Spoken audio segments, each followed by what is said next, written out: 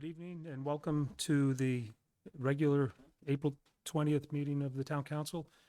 If Christopher Yon could lead us in the Pledge of Allegiance, if you'd rise and join us, I'd appreciate that.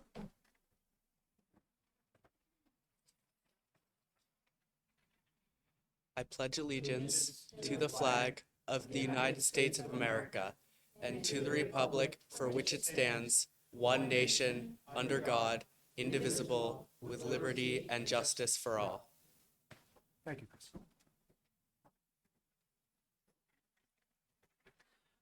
Barbara Healy is excused from the early part of the meeting. She'll be coming a little bit later. She's at a Rotary get-together recognizing some town employees. As far as announcements, the only things I have are upcoming meeting dates. They're all regular meetings. That will, yeah. Is it all set?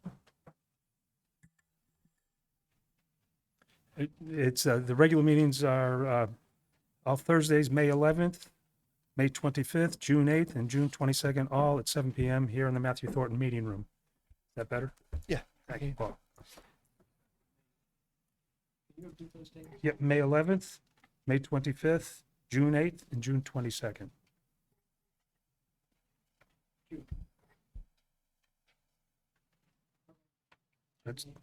That's what's in my list here. I didn't make the list. Alrighty, Paul, you, Thank you, Mr. Chair. Dog licenses are due April 30th. If you haven't received your notice of your dog, or you do have a dog and they are a brand new dog and they are spayed and neutered, please come to the town clerk and get your dog licensed. The town clerk tax collector's office will be closed on Wednesday, May 17th for mandatory staff training. Until further notice, the transfer station is now open on Thursday nights until 7 p.m. There are rain barrels for sale for $72 and compost bins for sale for $68 at the transfer stations. They're going fast, so please stop by the office by the entrance of the station to get your compost bin or your rain barrel. Do you like to garden? Registration is now open for the 2023 garden plot at Merrimack Community Gardens at Mossman Park. You can purchase a 10 by 10 plot for the season for just $20 for Merrimack residents or $25 for non-residents. Once you are registered, you will receive notification your garden plot assignment. Spaces are selling out quickly. There are just 5 spaces left in the garden for this year. Please contact Parks and Rec Department at 603-882-1046, or you can register online at www.merrimackparksandrec, that is parks with an S, andrec.org. And finally, the first 2023 The first 2023 Household Hazardous Waste Collection is this Saturday, April 22nd, from 8 to 12 p.m. in Nashua at Nashua City Park Ride, located at 25 Crown Street. The cost is $15 per vehicle, which covers up to 10 gallons or 20 pounds of waste.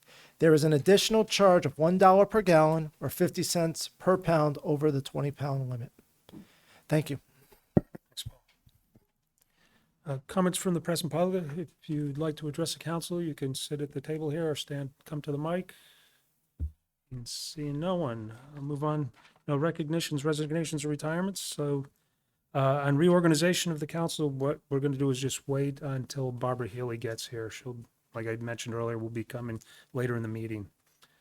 Under appointments, first, per the charter, section 6, Article 6, Section 6, at least annually, there should be a review with the Parks and Rec Committee. The agenda item is to highlight the committee's significant actions, current projects, anticipated actions, and to raise any concerns that the council should know about or could act upon. Tracy, the chairman of the Parks and Rec Committee, is here to speak with us. Good evening. And Mr. McKelly, I wanted to thank you first and foremost because last time when I came here, you basically did half of my notices. So you only got one today. I told Matt, don't give me anything with Parks and Rec except the garden. I did warn him last year. But yes, the garden is open for people to purchase their plots. So there you go. So yes, I am the chairman of the Parks and Recs Committee. I've been the chairman for, I can't remember how long right now, but we'll leave it at that. So what we have on Parks and Recs right now, well, actually, we don't have a town council member until I guess the end of this meeting tonight. Okay, might have to call somebody tomorrow and find out who. Whoever you are, welcome. So then we have Matt Kasparius, who is our director, our chief, our god, basically. He's absolutely amazing, and anyone who doesn't know him and hasn't worked with him, you're gonna have fun. Matt also has an assistant director, and that's James, and I can never remember James's last name, so please, James, forgive me if you're listening to this. My co-chair is Christine Lavoie. Michelle Creswell is our secretary. Laura Janes used to be a chair, and she is now an alternate member. Naomi Halter represents the school board, but we also may have Lori Rothaus representing the school board. I'm not sure yet which one will come or if they're just going to share the duties. Rick Grenier represents the MYA. Maureen Hall represents the seniors. And Cameron Gaumont, we finally got a student rep this year. So Cameron Gaumont, she is a senior, unfortunately, good for her, but, and she's been wonderful. She's been working with us trying to get more student-related issues addressed as far as Parks and Recs is concerned. We also have members Julie Poole, David Shaw, and last but not least, Phil Przybylski. Took me 2 years to figure out how to say that, just so you know. Right at this point in time, we have 2 positions open. We have a full member position open as well as an alternative position. My understanding is that we do have a gentleman who has interest in the alternative position, and we are right now trying to schedule a meeting with 2 members of the council who need to provide Becky with some information so we can get the meeting set up and see if he's interested in actually going through with it. Before I get into the long list, which is 3 pages longer than last year, by the way, before I get into the long list of things that we have done and we are working on doing right now, I wanted to say, and Lon's not here, I was hoping he was going to be here, but he was amazing. He was extremely supportive of the Parks and Recs Committee. We always got all the information that we needed from the town council, and obviously he was the liaison to make sure the town council knew what was going on in our meetings. But he was extremely supportive of both the four-leggeds as well as their humans and the dog park and everything that we were trying to do for the town.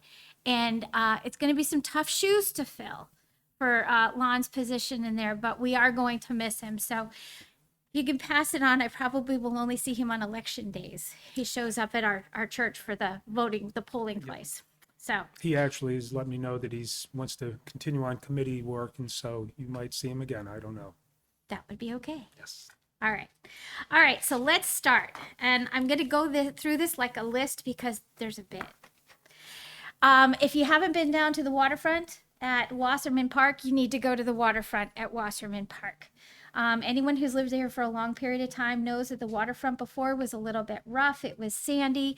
We had a lot of tree stumps that were coming out of it, and now it is absolutely gorgeous with a walkway and some sand to play in. The sand is clean. All of the, I don't even know what you call it. I called it muck when I was a kid, when you would try to go swimming in the shallow end. That's all gone. And this has been done since, I believe, beginning to the end of spring of 2022. The dock has changed. We used to have an H dock, which unfortunately held in some of the less desirable sandy areas. And so the dock has changed, so it's now more of an L dock. And then we also have a fishing dock, so we're not getting the fishing lures mixed up with the kids who are trying to swim.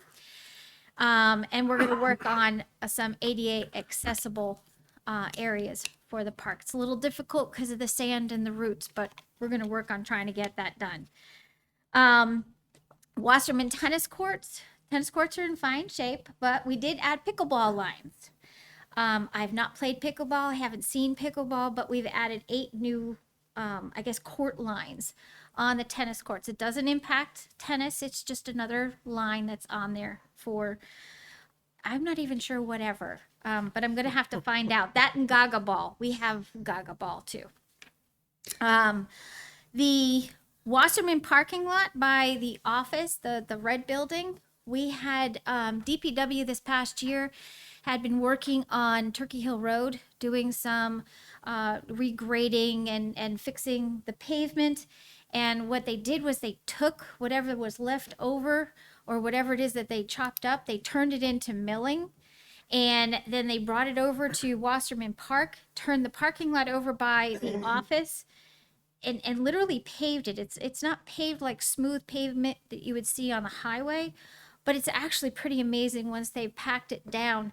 And so now it's not as dusty. You don't get the potholes that you got before because of rocks and sand. It's actually pretty good. It's actually solid enough where you could draw lines on it if you wanted to. It's the same kind of pavement or whatever you want to call it that was put in at the parking lot down at the beach a few years back. And then DPW, thank you, also went ahead and did the parking lot that is over by the dog park, did the exact same thing. And the best part about doing that was it helped with drainage. We were having a huge problem with drainage into the dog park, and it was taking the wood chips that we had been purchased, and these wood chips are purchased with money that's been donated to the dog park. It doesn't come from town money. It doesn't, they're playground chips, so they're a tad bit more expensive, but at least when the dogs are chewing on them, they're not chewing on chemicals. And so the runoff was actually making it so that the water would go downhill and take the wood chips with them. And so at the bottom of the hill in the dog park, you would have a lot of wood chips, and at the top of the hill, you would have a lot of sand and dirt. So having the parking lot there, there's a little bit of a brim, which I think helps as well. And it kind of leads it off into the woods on either side of both sides of the dog park. And then they brought in these massive boulders, which will hopefully protect anyone who's trying to do donuts in the parking lot in the wintertime and not hit our fence anymore.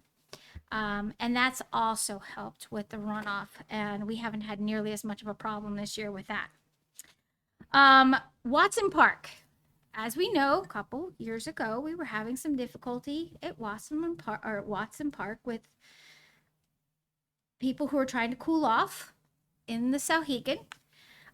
So it was fenced up and it was closed off. This year we were able to open it up. We kept it open so long as everybody was behaving, and everybody did. So the fence had stayed open this year. We set up the volleyball net where the ice skating rink usually is in the wintertime. Got more use out of the volleyball net than we did the ice skating rink this year. It was, the last count that I heard was that it was open for 4 days because we couldn't keep the ice solid enough. And yeah, we were extremely concerned that people would try to go out there when it looked like it was frozen, but if the skate goes through, then it would have popped things, and that would have been another expense that we would have to deal with. There is, and I'll talk about this in just a minute. So as far as the dog park is concerned, we talked about the paving and everything. I wanted to mention that we've had some very generous donors. The Lions Club being one of them. They donated us enough money for us to be able to get some tools that we needed to maintain the park. The better the park obviously is maintained, the longer it lasts. And just a reminder, the park is based on primarily on donations from people as opposed to town money, and winning a contest. Obviously, we did win the initial contest. So this past year, we had, as you guys all know, every year there's always a lot of community events that are run by the Parks and Recs Department. We had the Winter Carnival, which was back in February of 2022. Then there was a family skate at Watson Park, and the truth of the matter is I honestly don't know if they were actually able to do it last year, but I thought they did. This year was the problem. So this was an ice skating event for families. On April 9th, we had the 30th annual Easter egg hunt. Over 10,000 Easter eggs. And just in case anybody's wondering, We purchased them pre-filled. No one was going to sit there and fill up these little Easter eggs and stick them together. So what happens at an Easter egg hunt, for anyone who hasn't been there before, we do it over at Wasserman Park. And they are literally, because most of these kids are younger, we break it down into groups. So needless to say, the 0 to 3s, those eggs are pretty visible. But they're really just spread out all over the grass, and it's a mad rush to pick up whatever you can pick up. They're broken down into separate sections based upon age groups, and they're started at various times so that not one event is going at the same time. We usually have a couple of vendors that are there. We usually have the Easter Bunny there. And we've had, last couple of years, we've had fire pits where people can do s'mores. So that's been fun. We did not have any music this year, but last year we did have music. We usually have DJ Roy come in and do our jams. The summer concert series went through last year as well. I counted 9, I believe, concerts. And then movie nights in the park were also held. We held those actually over at Wasserman Park.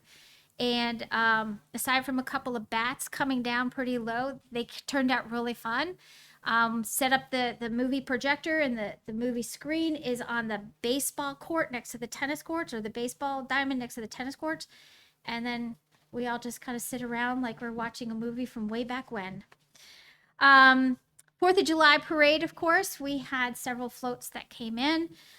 This was not a huge election year, so we didn't have a lot of candidates coming through, although we did have some local candidates and state candidates that have been through to Congress. We had the 5K sparkler race that morning like we usually do, and then, of course, the Rotary Club sponsored the pancake breakfast, and once again, DJ Roy brought the jam. We had National Night Out, and it had approximately 500 plus people there, and there were 24 registered groups that showed up too as well.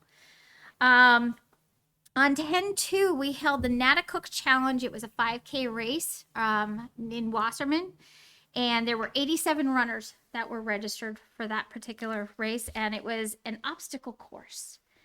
And so they were running to a certain point, and then they'd have to do whatever that obstacle was. And it was quite interesting to watch the kids be able to do the obstacles and the adults having some difficulty, but then vice versa, especially on the swing where you had to reach a certain point. Halloween, of course, took place on the 29th. We had 800 people there for Halloween. We have costume contests. We have vendors that show up. And I should say that throughout most of these events, we have Merrimack Friends and Family come, and they usually treat us to something very sugary. Sometimes we do have hot dogs, but it's usually extremely good baked goods. Then we had the annual turkey scavenger hunt, and that took place on November 19th. This time was a little bit different. We had turkey cutouts that were placed all around town, and the process was you had to basically complete a riddle in order to move on to the next spot. So then the top 3 finishers would get an 18-pound turkey when they were done. A lot of families will do this all together, so they have a great time with it. We started something a couple years ago with a lot of the other towns. 26 towns actually participated in 2022. And it's a list of houses that have registered to have their Christmas lights on for a certain period of time. They have to have it from start to finish. They can't turn their lights off in the middle, and they know this in advance. They register their houses, their addresses. Their names are not printed out on the list, but their addresses are. And there's also a way, when you pull up the site, there's a way for you to plug in your address, and you can actually create a map for you to go, so you're not zigzagging, you're actually going in a logical pattern. 26 local towns participated in it all the way over to Ringe. And it seems to be getting bigger, and each town has they're actually adding to our list, and I'm going to say that it's our list and they're adding, because that's the way I like it. Additional programs we had school vacation camp. We have ton of programs out there for adults and children throughout the year. They've ranged from crafts to some Native American educational programs, nature programs. And anytime you come out to Wasserman for any of the events that we put on, we usually have a Parks and Recs table set up that has flyers on them. Of course, one of the big ones we call P&O, Parents Night Out. Drop off your child and leave. It's usually very, very popular. This past February, though, the John O'Leary Center, right across the street, actually held a murder mystery dinner. And the feedback that we got was, okay, when are we having the next one? Was generally the gist. On December 4th was the town's Christmas parade. There were a variety of floats if you didn't get a chance to go. Basically, there's no limitation. All you have to do is let us know, let Matt know that you want to float, and as long as you keep it family oriented, PG-13 is the max, you're going to get into the parade. We have walkers. We have groups that just show up and they're riding a trailer. It doesn't matter. We want participants. We want people to feel like they can join us however they want to. After that, at the Christmas parade, we had the tree lighting ceremony by the gazebo. We had some music up there. And yeah. So let's see. We have a new program. Thank you very much, Town Council.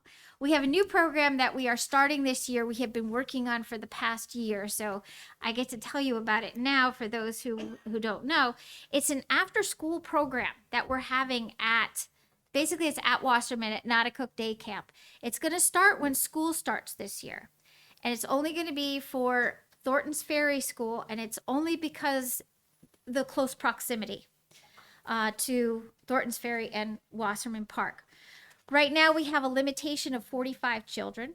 The children will be picked up from Thornton's Ferry, and they'll be brought by school bus over to Wasserman Park. We have also, thank you, Town Council, we also have a new camp director. This person is going to step in and basically take over a lot of the tasks that Matt and James were having to handle as far as directing camp. She's going to be, and she's been hired. I'm not going to say the name because I don't know if it's confirmed. Well, there you go. Her name is Hannah Cody, I believe. So she is going to be the camp director. And then she is also going to be the director for this after school program. And she's also going to be helping out with the vacation programs, the breaks from school programs, the between Christmas and New Year's programs.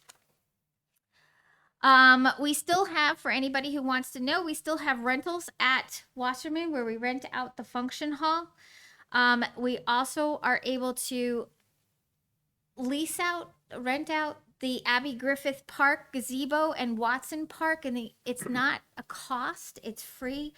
But we need people to register so that there's no conflicts and there's no overlap and there's no disputes.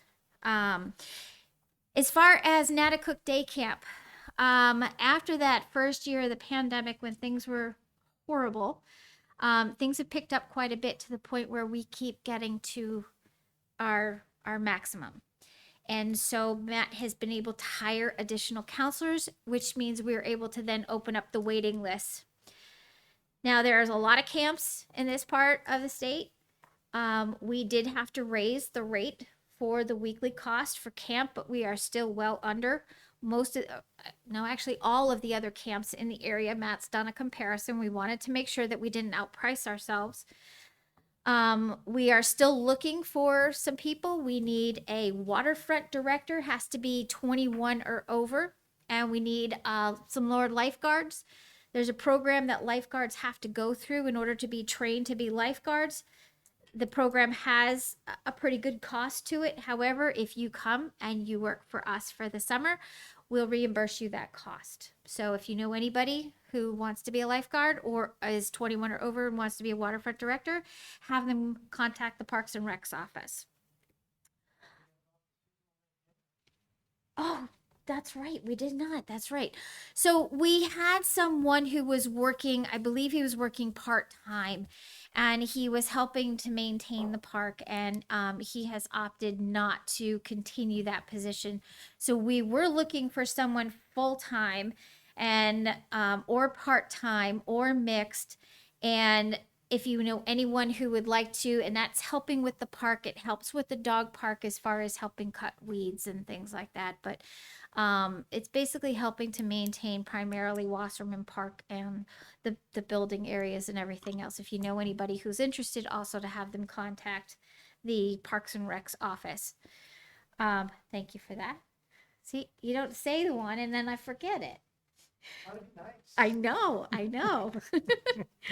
One of the things that, if you are looking to come to the Parks and Recs for the summer camp, one of the things that you should probably know is that we have increased our rates. Once again, thank you for the approval from the town council. So it's a $4 for the most part. For most of the positions, it's a $4 increase. These rates are comparable to other parks or higher than other parks. But the most important thing that people need to know is you don't have to work nights. You don't have to work weekends. This is literally an 8 to 5 job, and then you have the weekends to yourselves.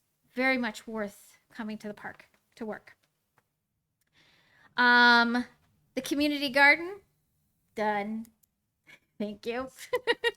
We did do a couple of changes though this past year where first all we did was add a couple of ADA spots so that people could park a little bit closer to the garden.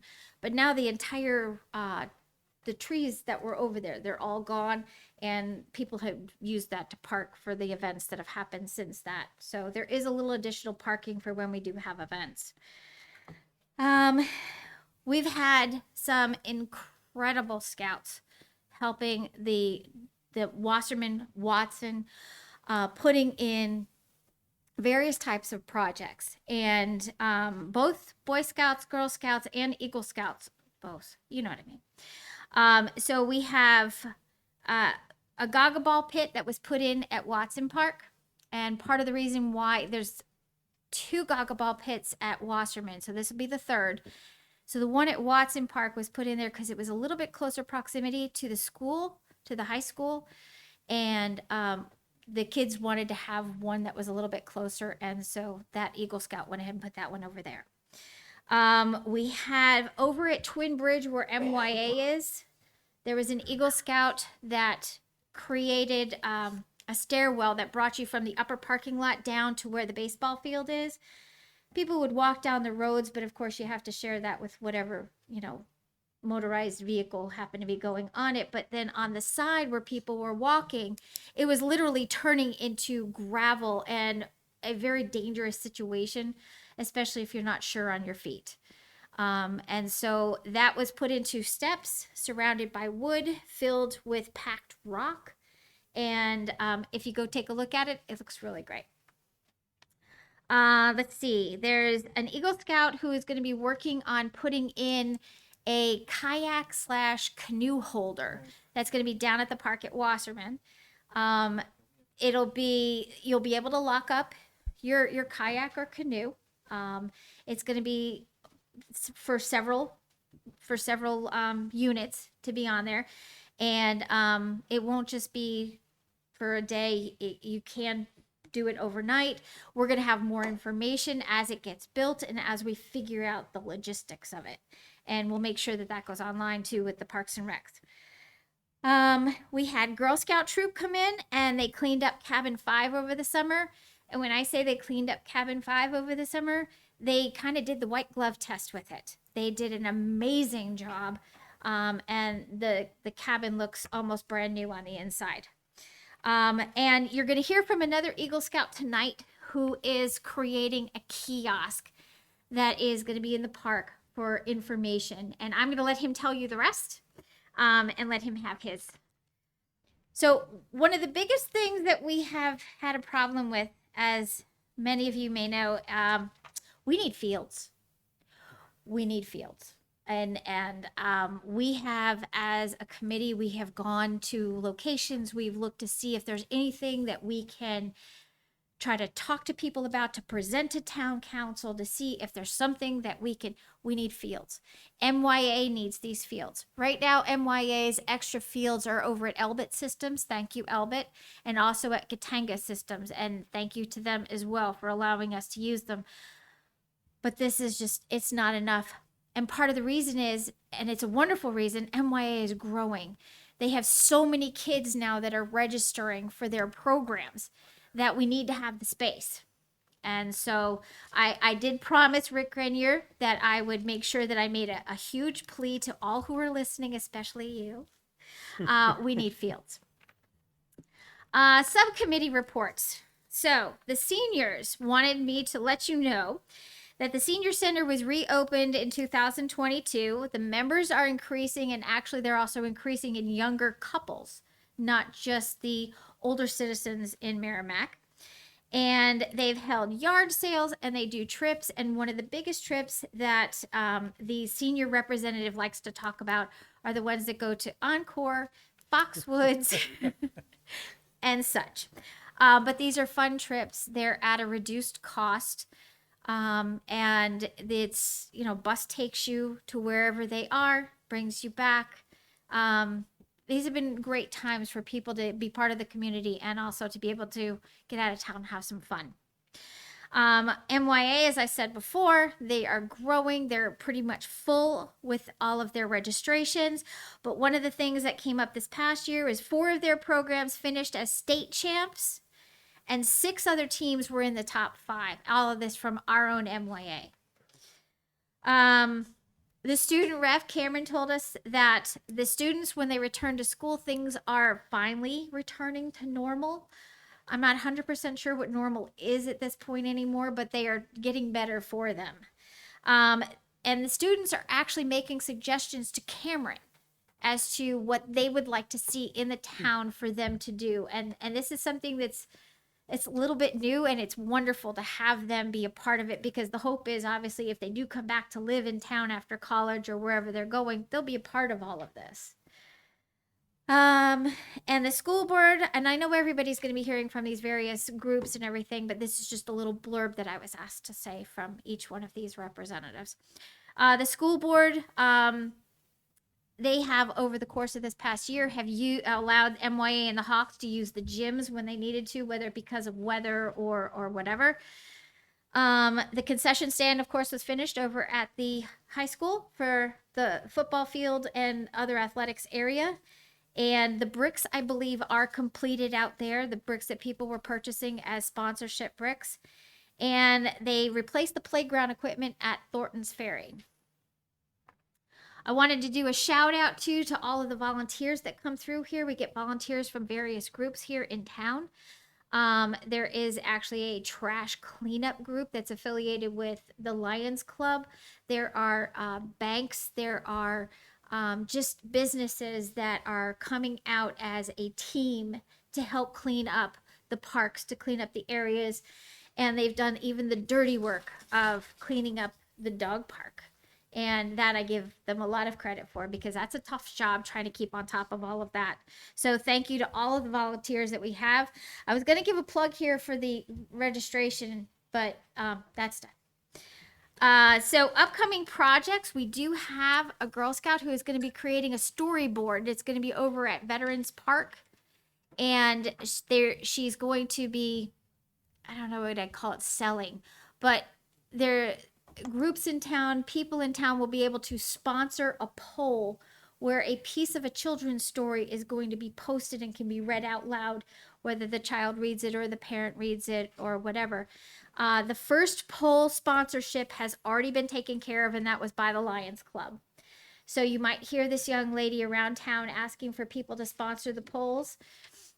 I don't know how long it's going to take to get that set up, but that's something that she's working on now. Future plans, and I listed this as future plans and dreams. Take notes, please. All right. So we're hoping, obviously, for the continued growth of Natticook Day Camp, which is going to require us to have, obviously, competitive rates for pay for counselors, for staff. but we're also hoping to increase our nature programs, make sure our trek program stays in place, which is for the older kids, and it's a week program. So there's also going to be some teen programs. I believe James is going to be working more with the teen programs. And we really want to make this all encompassing for kids of all ages. And I mean that from 0 to 99. And that's the hope as far as the actual camp is concerned. We do need some road improvements. I know that this was discussed, but we do need some road improvements. So we're hoping that that's going to be sometime within the next 2 to 3 year cycle that we can get that done, because the roads are crumbling on the sides and literally making it difficult for people to walk on the sides. So let's see what else. We're also discussing the possibility. There's a couple of fields over at Wasserman. The Cardinals use it. I believe that's the football team. There's a couple of fields over there where we were talking about a couple different things. One, getting some lights out there, because as we're getting toward the middle of September, October, we're looking at very early times that it gets dark outside. And so having the lights will allow the coaches to be able to stay out there and practice, but keeping the kids safe. Running across a field that has a gopher hole, not a good idea if you can't see where the gopher hole is. The other thing that we were talking about was the possibility of irrigation on those fields, because the fields are turning to dust during the drier months, or if we haven't had rain in a while. So we were discussing whether or not this was feasible, and also obviously financially feasible. The concern, of course, from parents is the health of the children that are running around in these dust balls. We're also talking about lights at the dog park, and we have talked with some people about the possibility of donations. Obviously, anything to that level would have to come before the town council for permission. But that's another thing that we have a problem with in the wintertime, is because the park closes at dusk, and dusk in the wintertime is about 4:30. And a lot of people aren't even out of work by that time. So to let your dog go and run around and get their zoomies out, it's very difficult to do when the dog park is closed. We're also dealing with an issue with the skateboard park. There's a skateboard park that's over there on O'Gara Drive.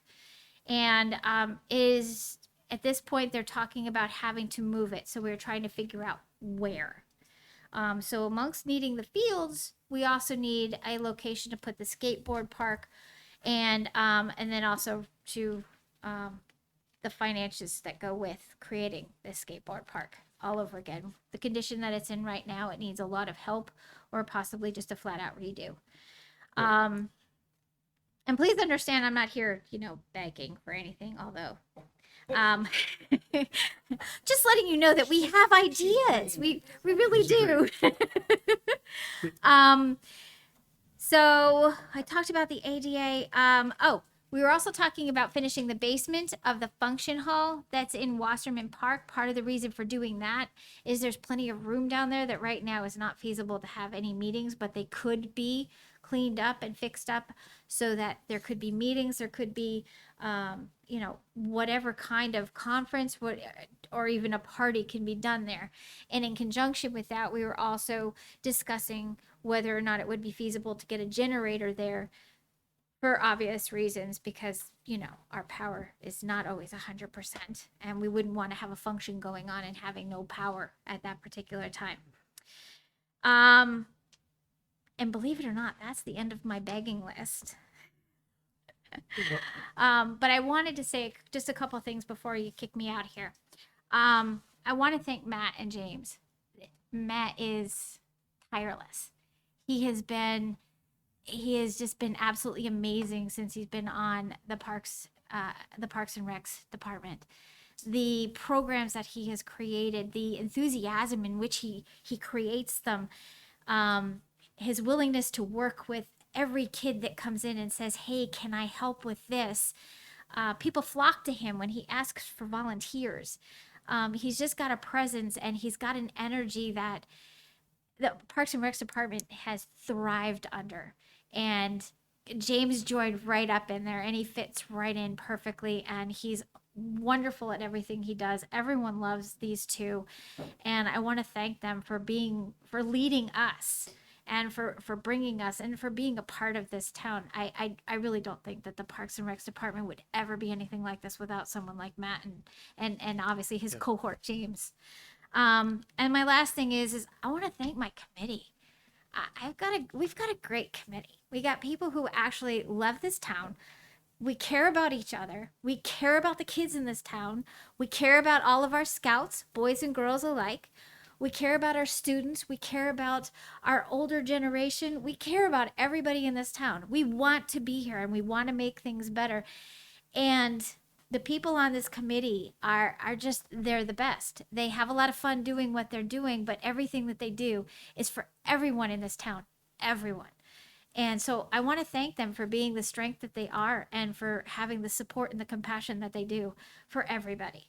And that is it. I do want to thank the town council for listening for my lengthy list and also for all the support that the town council has given us throughout the years.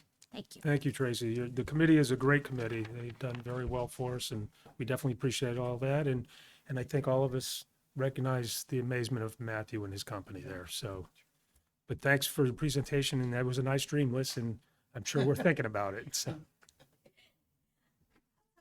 thanks for stopping by this evening.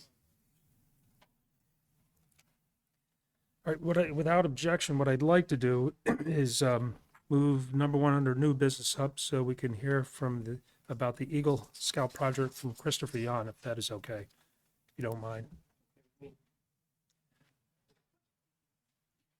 Good evening, Christopher. So he can get home and do his homework.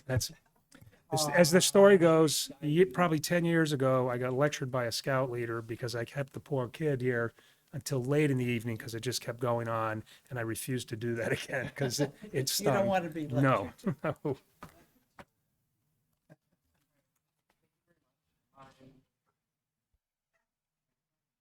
Is it green? Push the button. There you go. Great, thank you very much. I'm Christopher Yan. I'm a hopefully soon to be Eagle Scout from Troop 424, and I'm proposing a kiosk for the Wasserman Park Community Gardens. It'll be used to display basic information as well as having the possibility for users of the garden to like collaborate on ideas.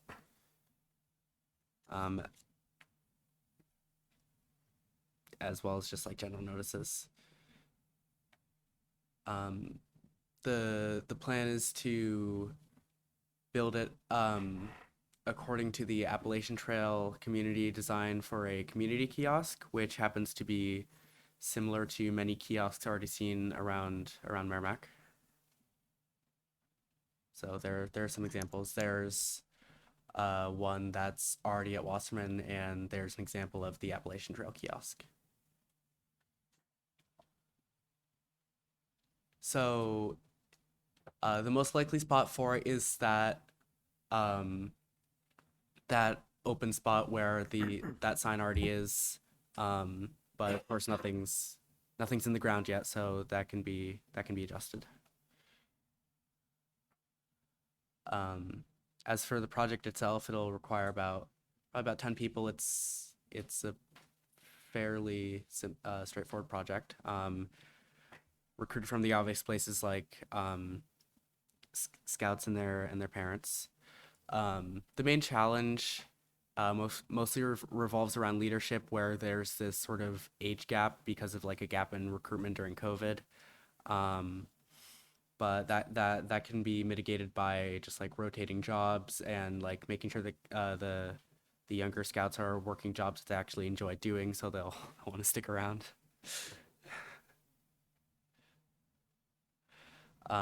This is the basic materials list. I won't read this all out. So for supplies, we'll basically need stuff like food and water, as well as some material. The fundraisers in the past have mostly been car washes, so some basic materials for car washes like soap and sponges, as well as signs. And for like permission related stuff, we need flags specifically for dig safe to make sure we're not like digging into anything dangerous.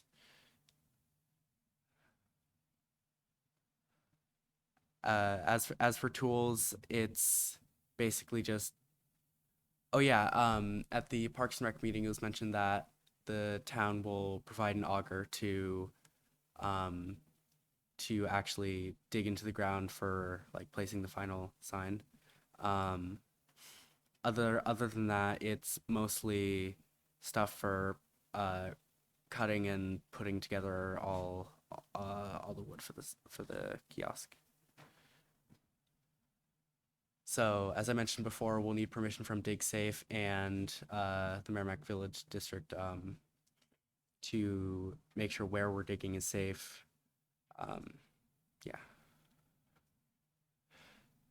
It should cost about $1,000, which is pretty achievable for an Eagle project. Most of that's going to materials, but some of that's supplies.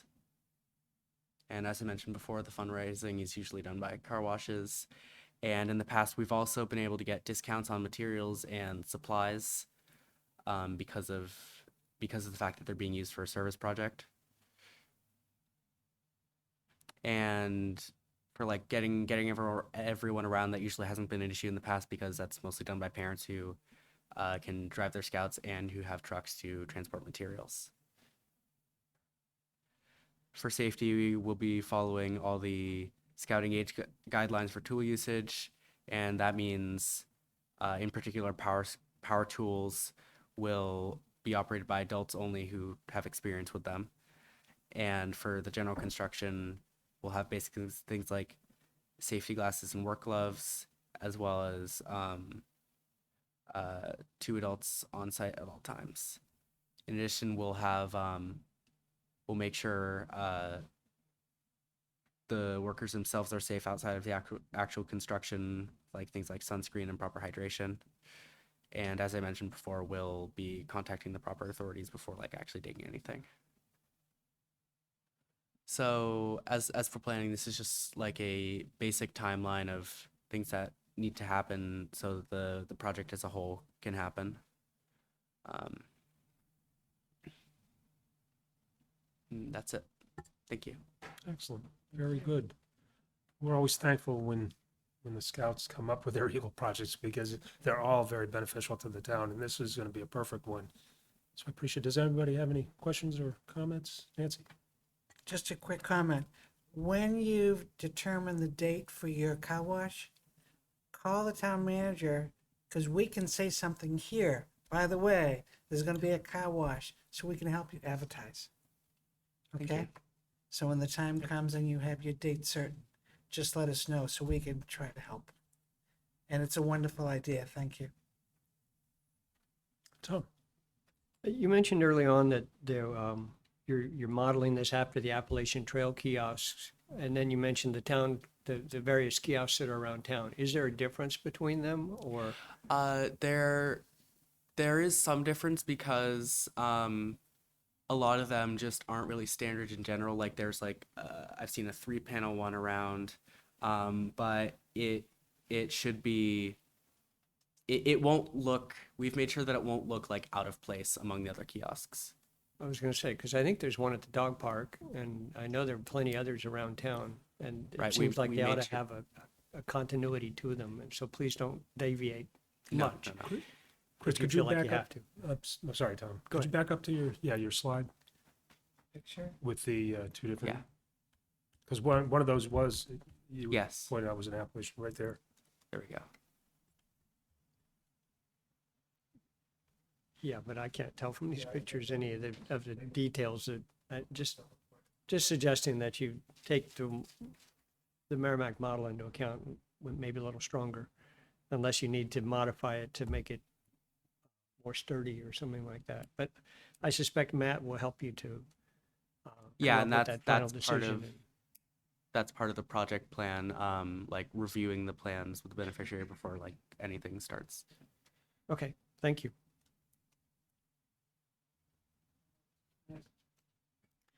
I just want to say, like his brother, he did a great job on his proposal, and this was a great presentation, Christopher.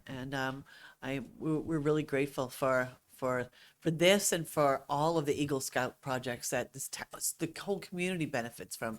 So thank you for doing something for everybody here.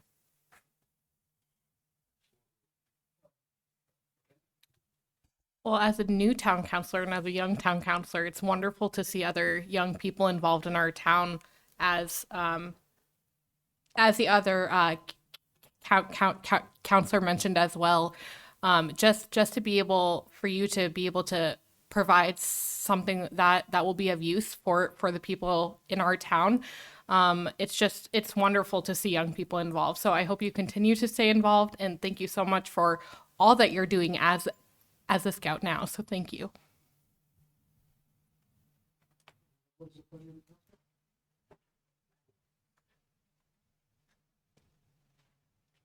are we looking for, an approval? I move to approve the scout project offered by Boy Scout Christopher Young to set up a kiosk at Community Garden, Washington Park, and to have either the town manager or the chairman sign whatever paperwork's necessary.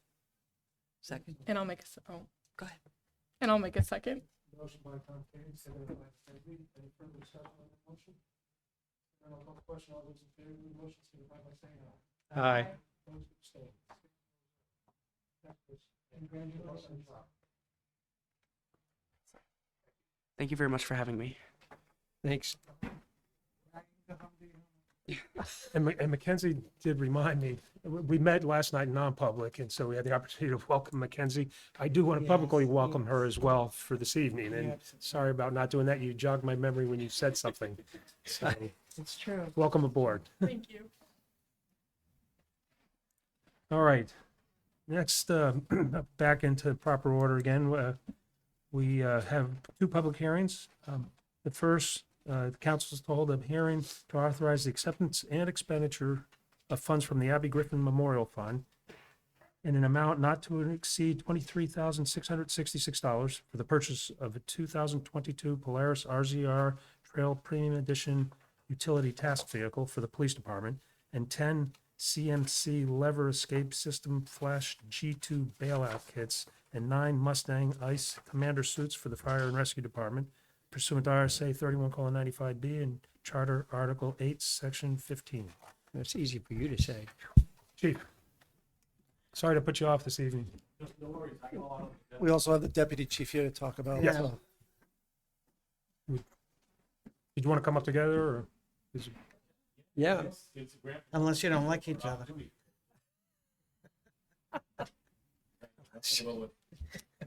I know nothing about what they want to purchase. I can only speak for fire department equipment.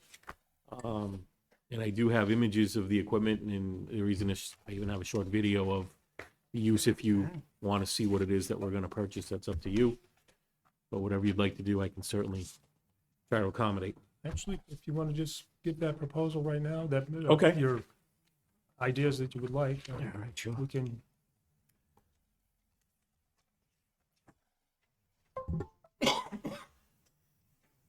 All right, we'll do the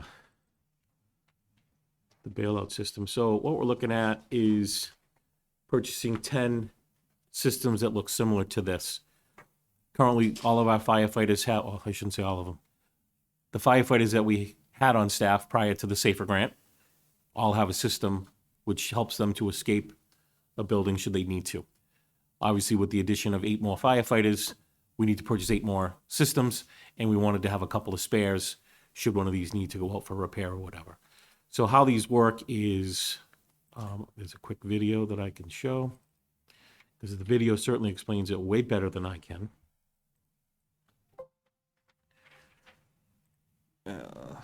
Do we have internet You don't access have the with internet, this? apparently. We don't, okay. So now you have to explain. So now I'll have to explain it, yeah, absolutely, which is, we can make that happen. So basically what this does is it allows the firefighters to find a substantial object in a room, tie off to that substantial object, break out the window, and then throw themselves out the window using this harness system with ropes and a descender type system that allows them to descend and lower themselves out the window to safety. So that's the basics of the equipment for this.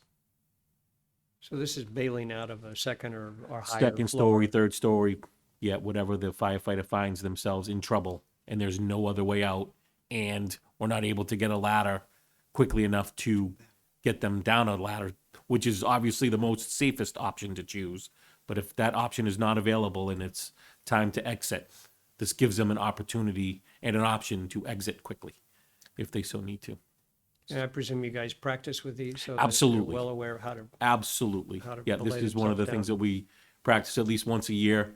It's something you hope you never need to be able to do, but if you do need that option, You better. you know got to how. be proficient Yeah. because you will not have time to think. You'll only have time to react. So, So this is a single use. Doesn't require somebody down below. Nope. To belay It does or not, anything no. like that. It's just. nope. Yep, single person deployment and off you go.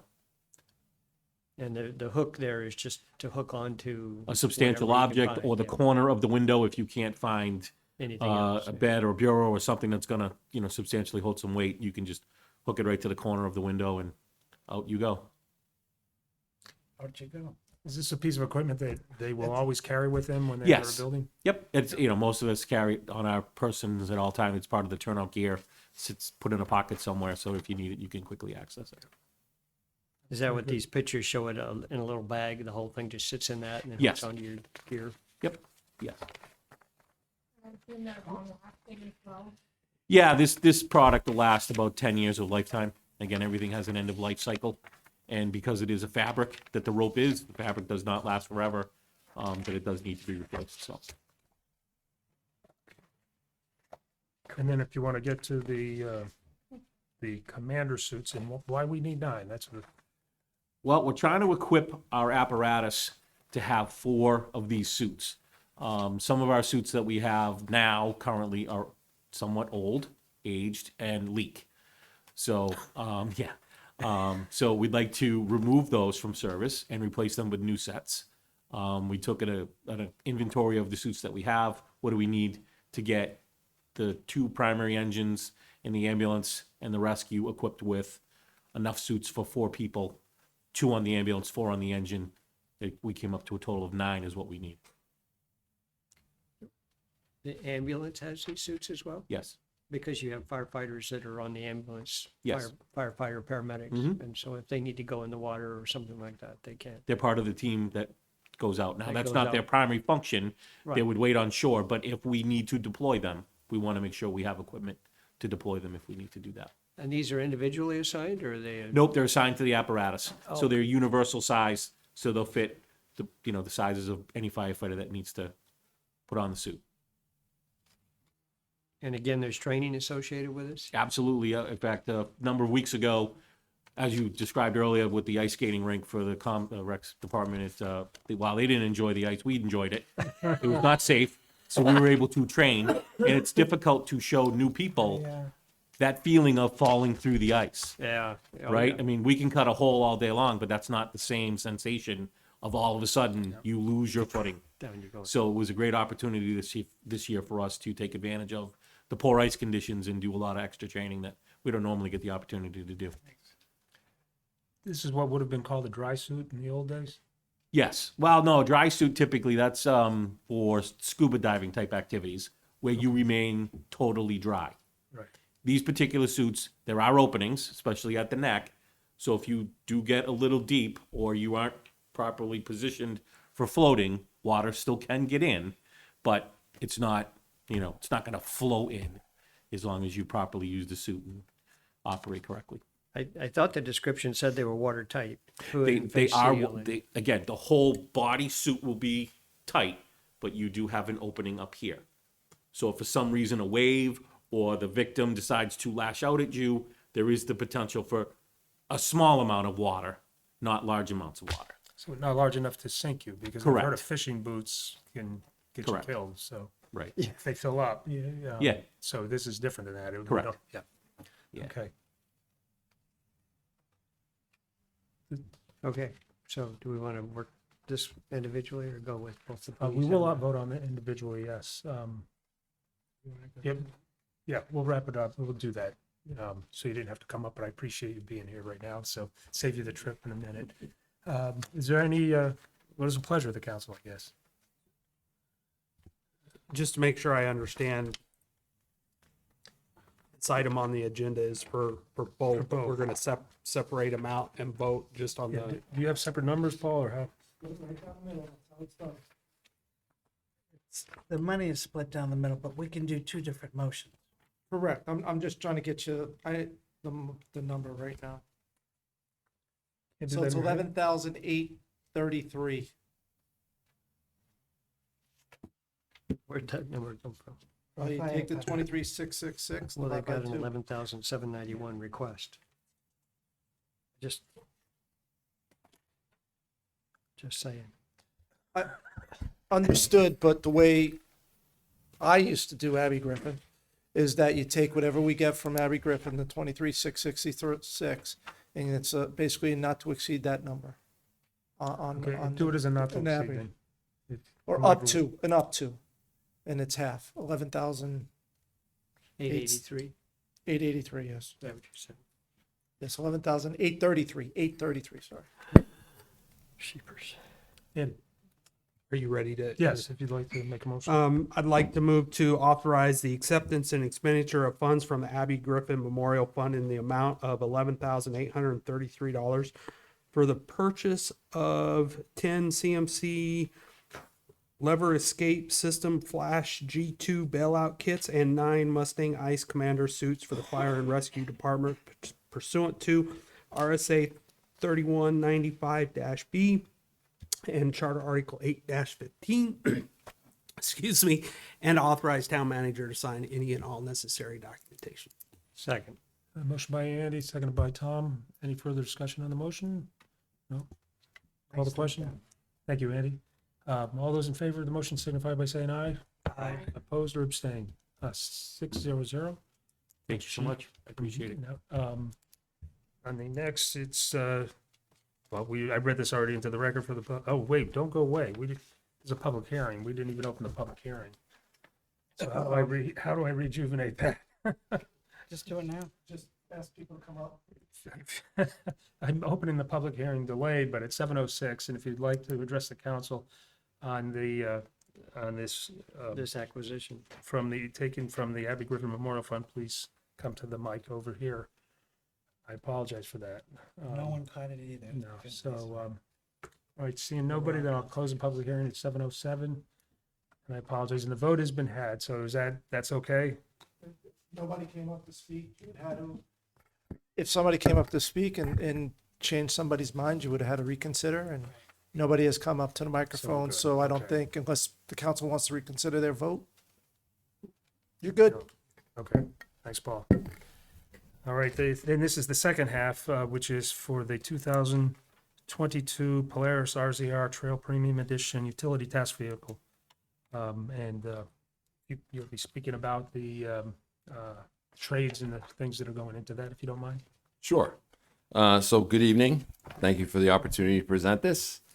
So this is something that we've been talking about at the police department for a long time. We've had our four-wheelers since the early 2000s. I think the oldest one we have is an 03 Kawasaki, and then we got a 2006. They've served us well, but like anything, they get used, they get old, they get tired, and they need to be replaced. We have always had the need for an off-road capable vehicle, whether it's a search and rescue call, an enforcement detail, or a patrol. We use them for events like Rib Fest, the road races, the triathlon. So we have them available for those types of things. So the need is there. It's just that like, with these four-wheelers that we have right now, considering if we had to replace the both of them, we'd be looking at more money, number one. But we've run into recently ignition issues, fuel delivery issues, struts, belts, on top of the routine maintenance that we've had to deal with. So, you know, a couple times we went out to go start them and one wouldn't start. And the last thing we need is a situation where we need access to an off-road capable vehicle, because I'm sure the town and the council wouldn't want us using our vehicles in some of these areas, and we wouldn't be able to access them. So we need a new vehicle. So a lot of departments are going toward these UTVs, which stands for Utility Task Vehicle. It's also called a side-by-side. And I didn't bring anything to look at, but the lack of a better way of describing it, it's like a dune buggy on steroids, basically. We do have a picture in our. Oh, you got, okay, good. So it's, so this one that we picked, there's different brands, different manufacturers.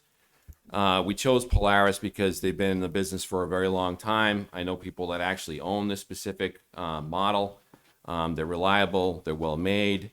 And this particular model here is the smallest they make, so it's the most trail capable version, which is good. So it's 50 inches wide, which most trails will accommodate a 50-inch machine. And most of our like the four-wheelers we have right now, are probably about 48 to 49 inches in width. So it allows us that trail capability. The other thing that's nice about these is it's like a car. So it's got a steering wheel, it's got, the gas, it's got the brake, it has doors, it has a roll cage, it has seat belts, it has all that stuff, which a four-wheeler doesn't. If a four-wheeler rolls, which they have in the past, that exposes officers to injury. So it's a lot safer option for us. It also has a small cargo area in the back. It doesn't have an actual bed. So just so you know, this isn't like, if you know what a Gator is, John Deere makes a Gator that's more utility oriented. This is more trail oriented. And again, the reason why we're focusing on that more so than utility is it's going to allow us that access that some of those utility vehicles don't afford you, because you run into ground clearance issues, you run into, overall dimensional issues. Some of them get up to like 60 inches, so then you start to run into issues with access and trails. So that's what we're looking to do. So we brought the machines down for an appraisal. They pretty much are giving us a little bit more than I thought we were going to get, considering the condition and age. They're giving us $1,000 for each machine. Again, it's an age thing. It may sound a little low to some people, but it's actually pretty good considering the age. And it's actually, we were looking at a base model, but they had this leftover. And this leftover is a premium edition, which is good actually because it has bigger tires, which affords us more ground clearance. Not obnoxious. I don't want you to think this is some sort of a monster truck thing we're getting. So it's got bigger tires for more ground clearance. It has better lighting.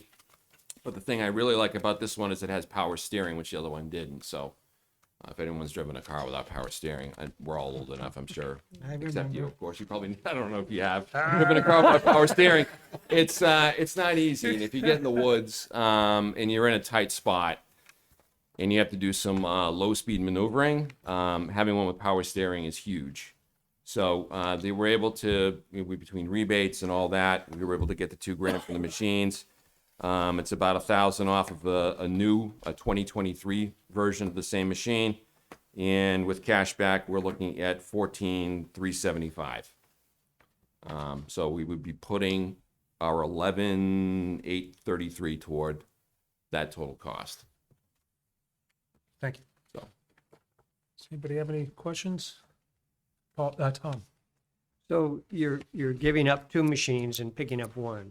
Correct. That can theoretically handle 2 people.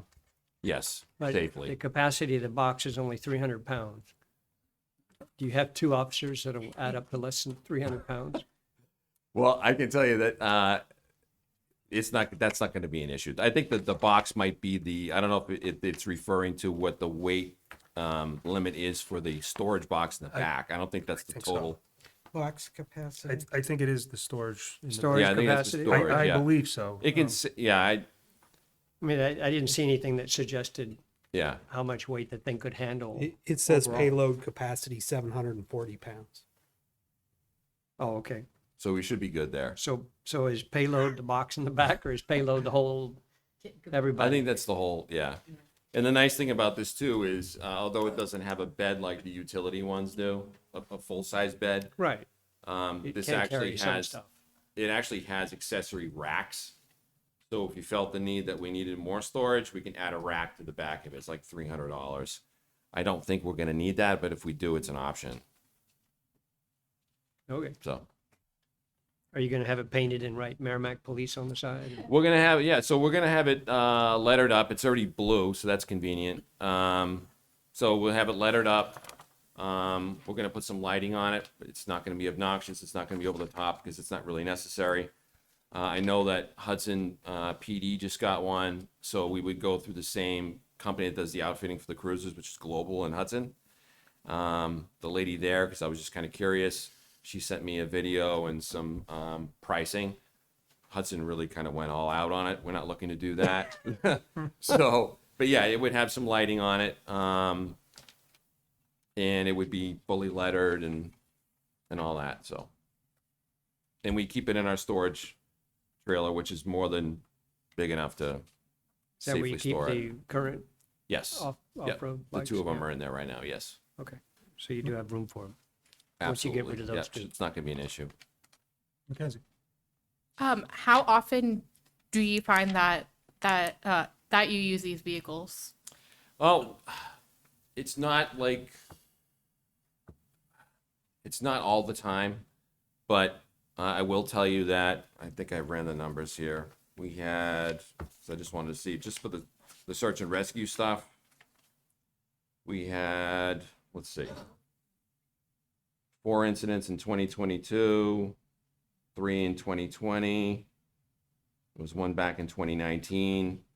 But there are other times where if we need to access a location that we can't get to with the cruiser, and that's really the main purpose of this, is to have something available to us that we can access a remote area that we can't with the cars. And if it's not a search and rescue, if it's somebody complaining about shooting, illegal shooting, we could use it for those types of things, because there's a lot of areas where there's illegal shooting going on that we can't get the car to.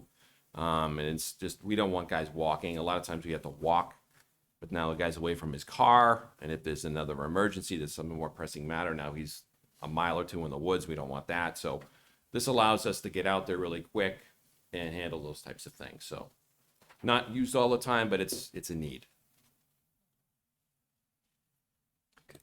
Barbara came in at 7:10 for the minute taker. 8:10. I'm sorry, I meant 8:10. Hi, Barbara. Hi, Chief, Deputy Chief. Question for you. If you had to bring someone out of the woods, is there the capability to, if there's already 2 in the cab, is there another capability off the back that they could sit if had to bring them out? You could, but if somebody was injured, I wouldn't know. I think what would happen is one of the officers would get out and we'd put the injured person inside. So, and we would be working with At the fire department, we also have a gator unit that has the capability of loading a patient on it if we have to. Yeah, I think I Right, so we work remember as a seeing team that to one. decide Yeah. the best method to, help the big victim out of the woods. Yeah, perfect. Thank you. Yep. Okay, is there anything further from the council? Then we will open the public hearing at 7:17. If anybody would, 8, it says 7 on this clock. That's why I've been going It does 7. say something. So at 8:17, then I have to change the record on the previous one because I think I said 7 on that as well. Yeah, and it should be because we started at 7, so I should know that. But so at 8:17, I'll open the public hearing. If you'd like to address the council, you can step over to the mic here. And seeing none, at 8:18, I will close the public hearing. And what is the pleasure of the council? Nancy, I'd like to make a motion. please. I move that to authorize the acceptance and expenditure of funds from the Abby Griffin Memorial Fund in the amount of, but not to exceed, $11,833 for the purchase of a 2022 Polaris RZR Trail Premium Edition UTV for the police department, and authorize the town manager to sign any and all necessary documentation. Second. Thank you, Nancy. Thank you, Barbara. Motion by Nancy Murphy, seconded by Barbara Healy. Any further discussion on the motion? Call the question. All those in favor of the motion signify so by saying aye. Aye. Opposed or abstained? 700. Next step. All right, thank you very much. Thank you. We have one more public hearing, and then we can go to reorganization after that. I was going to get the public hearing done. Oh, you were looking at me like we shouldn't. no. Yep, perfect. All right, our next public hearing is the council to hold the public hearing to authorize the acceptance and expenditure of funds in the amount of $54,990.61 received from the 2021 American Rescue Plan Act and through the New Hampshire Governor's Office for Emergency Relief and Recovery Grant Program for the purchase of 3 multi-function portable ventilator units for the Merrimack Fire and Rescue Department pursuant to RSA 31:95B, Charter Article 8, Section 15. Hi, Chief. Thank you, council. So this is kind of a cleanup item that we have to take care of. Yeah, because we already own them. We already own them. We've already used them. We've had some great patient outcomes with them, so they're working really, really well. So we're really excited to have them. But this was a grant that was mid-cycle when I came to the department about 1.5 years ago, and I was under the impression that all of this had already been pre-done by you folks to accept the grant and for us to apply and get it all taken care of. Well, when Mr. Boland was going through the finances, he asked the question, did we get approval? And research showed no, we never did the proper process to get this done and approved. So that's why we're here tonight, to clean up the miscue that occurred. So as you know, reading through the memo that I sent, was that the state had the opportunity to provide additional funding to communities to help with COVID issues and patient care delivery systems. So we had the opportunity to apply for a grant for a total of up to $50,000 to purchase these vent devices, which assist with patient breathing. Should they have a difficult time breathing, or we need to take over their breathing, we can do that with these systems as well. So that was the intent, was to purchase these pieces of equipment, which would allow our emergency responders to lessen the time using a bag valve mask, which, while we try to get a proper seal, there's always a leak. And then we have to also make sure we have the right pop-off valves on the bag valve mask so that when they do exhale, it doesn't exhale into the patient compartment area, it's contained or filtered out. So there's a lot of steps that go into a primary patient care, care, I apologize, it's been a long day, system when we have to use these devices. So, like I said, we have, unfortunately, but also fortunately, been able to use these pieces of equipment. We've had great outcomes. So we're excited to really have them. So here's the opportunity for us to clean up the miscue and get this all straightened out. I'll be happy to answer any questions that anybody has. There is an image of the devices that we purchased so the public can see what it is that we bought. Again, I'll answer any questions that you have. Does anybody have questions or comments? Tom? So, thank you, Chief, and it's nice to be able to blame somebody else for the snafu that has happened. Occasionally, look at it. in If the it's mine, I'll transition. own it, but this one, I can't own this one, so So, I'm willing to clean it up, though. you talked about the manual controls, and your email talks about how you have to try and figure out how much volume of air to give the patient and stuff Correct. like this, and that this will give you a correct volume. Correct. What does correct volume mean? Well, when we all first started many moons ago, it was put as much oxygen in as you can. Well, now we've learned that's really, really bad. Oh, Okay, so, and that's again, over time and science and data collection and, evaluating that data, we've learned we weren't doing the best thing possible at that moment in time. So with the science and the data, it shows that lower volumes of air more consistently would provide better patient outcomes and proper oxygenation levels within the blood system to make sure that our patients stay alive and, or maybe come back to life if they're in cardiac arrest or respiratory arrest. So these systems allow us to deliver that correct volume of air, which would be, keeping it simple, you probably remember the bag. Well, instead of us bagging that, and we really don't know how much we're squeezing, I might have a bigger hand than you, so I might get more air in, you might not. So again, we have a difference. And how much This machine resistance. delivers the same volume consistently The over the same calibration. time period. That was another issue that we found is, as responders were excited, when you tell them to count to 5, well, they might count quickly to 5 because they're excited, or they might count really slow. So there was no consistency. This certainly delivers all of that. so I get the consistency. I was just curious about the correct volume. How does it determine, or how do you determine what the correct volume? Is that a setting on the machine? It's a setting on the machine that is predetermined based on data and science and adults and the typical volume of air that is in the lung system. It kind of just knows what to do. it is a little over my head on how all this science and It technology probably works, is but related to how much resistance there is. You get to a certain point, and there's a resistance to the lung capacity, and so it would detect that. Where manually, you're literally just feeling the resistance, Pushing everything. and the calibration is much more specific. And consistency, as you said. Okay. Thanks. Appreciate it. Is there any further questions? We can't talk about guns, but we can talk about this. I'm gonna open the public hearing at 8:24. If you would like to address council on this item, please step to the microphone up over here. And seeing nobody, I'm gonna close the public hearing at 7:25. Or 8:25. Gosh, That's all right. Why don't you just change the? I don't know how to do it, say. otherwise I would. I'll look over here. Take a 2-minute recess. Oh, no. So, I'll do it. Let the the pleasure of vice the chair council handle on this? Good. Would you like to make a motion, Bob? Need a I'd motion like to make a to motion. accept and expend the grant. Oh, are you doing it? No, I was just Oh, saying, okay. we need. Yep.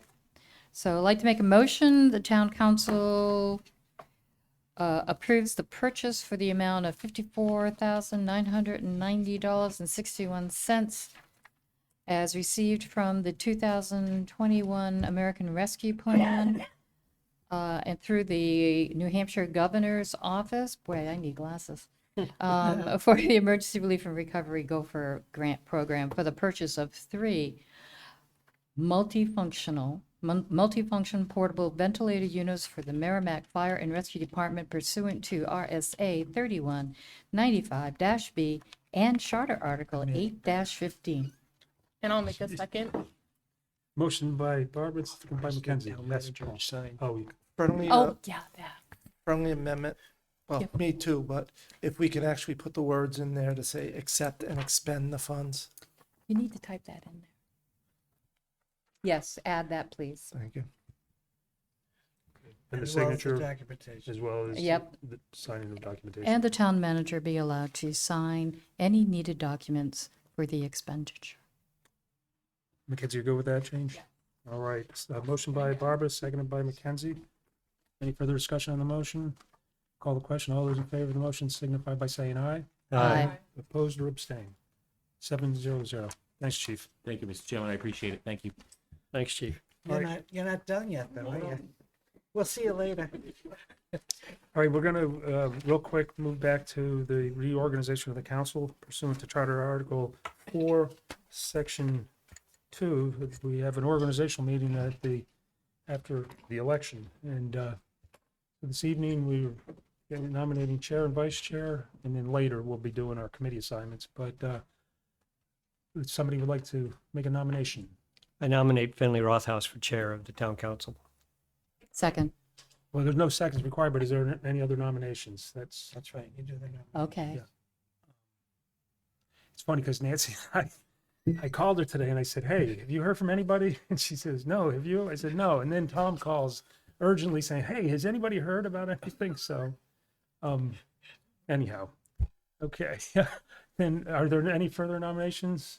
Seeing none, I guess I don't know if we go by name, by roll. Just call for a vote. Call for a vote. All those in favor of the nomination, say aye. Aye. Opposed or abstain? I'll abstain. Thank you very much. I enjoy doing it, and I don't mind. As long as I have my right-hand man or to do Is that the part of the dirty work. criteria? It is. But anyhow, so I'll open nominations for vice chair. I nominate Counselor Nancy Harrington as the vice chair of the town council. And are there, no need for a second, but are there any further nominations? Seeing none, I'll close nominations. All Do those, I have to accept? yeah, do you have to, do you want to speak? Yes, you No, do. you don't. Somebody does. But You you do. can't help it. No kidding. Go ahead. All right. Nancy's been an asset for me this past year. As anybody who knows our working relationship, or those who've been on the We tolerate each other. yes, we Yeah. do. It's fun Friday meetings. So then, if we're all set, I guess we'll call the question on it. All those in favor of Nancy's vice chair signify by saying aye. Aye. Opposed or abstain? Abstain. Thank you very much. Thank you, everybody. I do Be appreciate it. careful and do what you enjoy ask it. for. We, All right. Do you want us to reconsider? Too late. We have to do that the next meeting. I guess.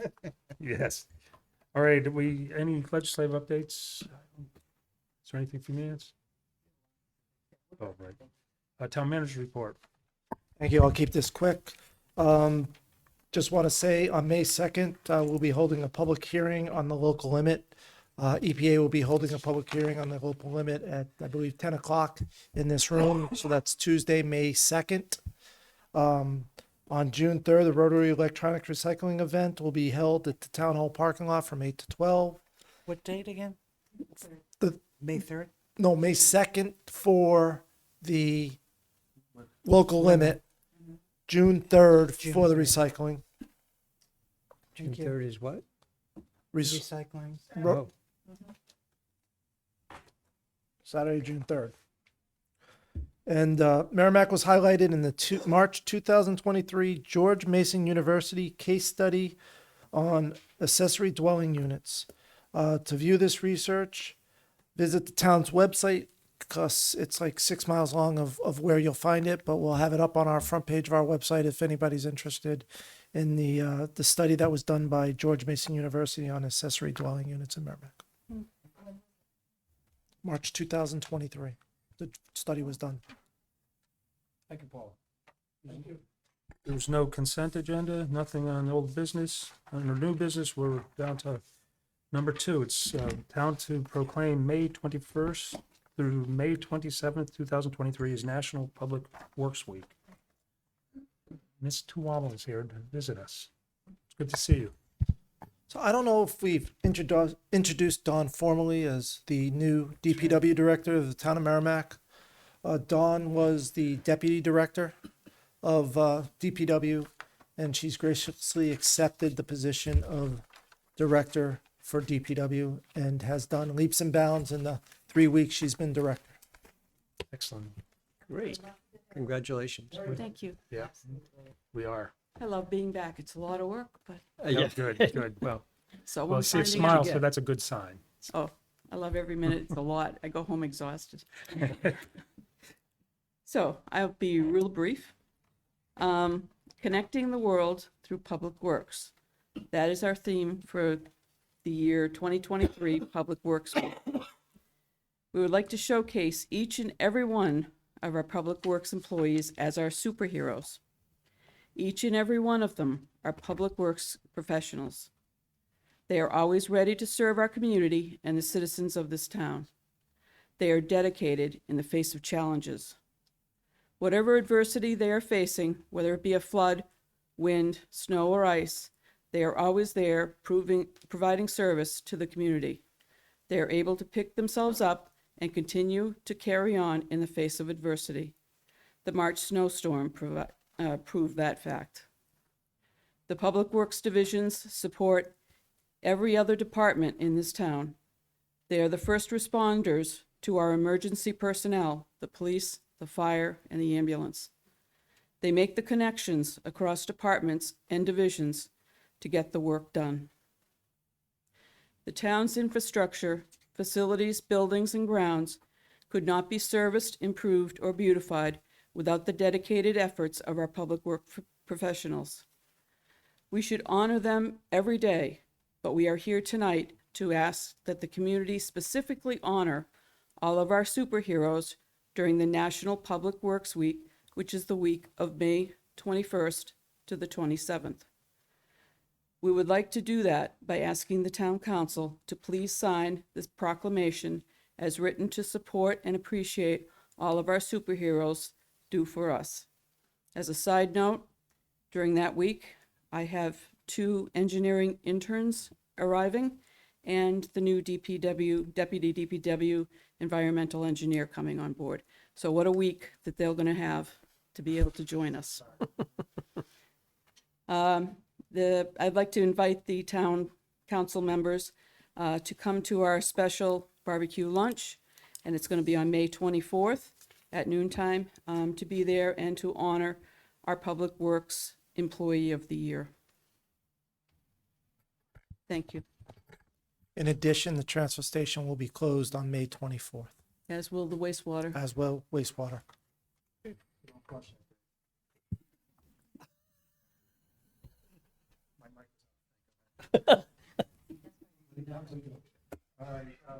We do have a proclamation that should be signed by the council. I will quickly read. A National Public Works Week proclamation, May 21st through the 27th, 2023. Whereas public works professionals focus on infrastructure, facilities, and services that are of vital importance to sustainable and resilient communities and to the public health, high quality of life, and well-being of the people of Merrimack, New Hampshire. And whereas these infrastructure, facilities, and services could not be provided without the dedicated efforts of public works professionals who are engineers, managers, employees at all levels of government and the private sector, who are responsible for rebuilding, improving, and protecting our nation's transportation, water supply, water treatment and solid waste systems, public buildings and other structures and facilities essential for our citizens. And whereas it is in the public interest for the citizens, civic leaders, and children in Merrimack, New Hampshire, to gain knowledge of and to maintain an ongoing interest and understanding of the importance of public works and public works programs in their respective communities.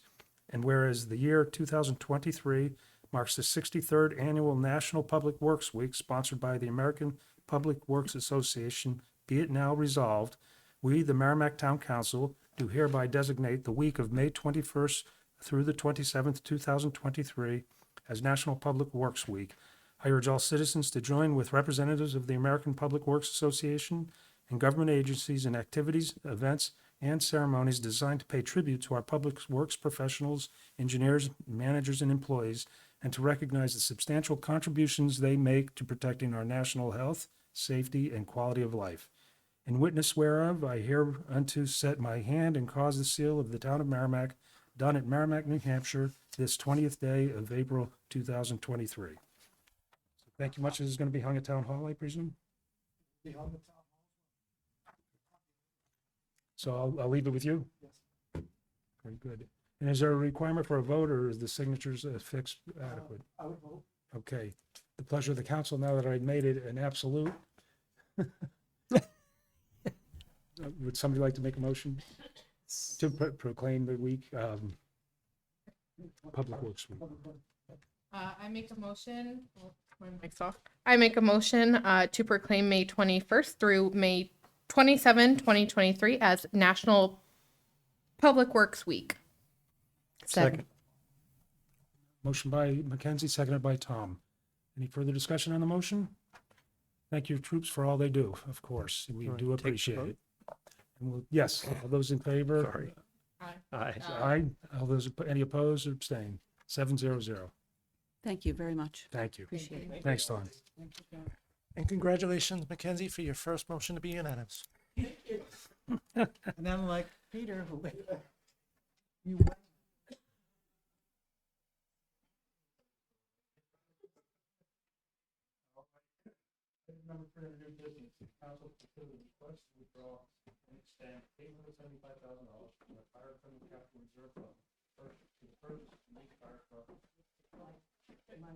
I apologize. The council to consider the request to withdraw and expend $875,000 from the Fire Equipment Capital Reserve Fund for the purchase of a new fire truck for the Merrimack Fire Rescue Department. just didn't want to spend that much. Evening. No, I know. Look at, Tripping all over the place tonight. Oh, my I gosh. appreciate you listening to the need again, and why we're here today to do this. I've been in the fire service over 40 years, and I've been in administration over 10, and I'm really kind of much like you, disappointed at what we have to do to work today and the cost that it takes to do all of this. So,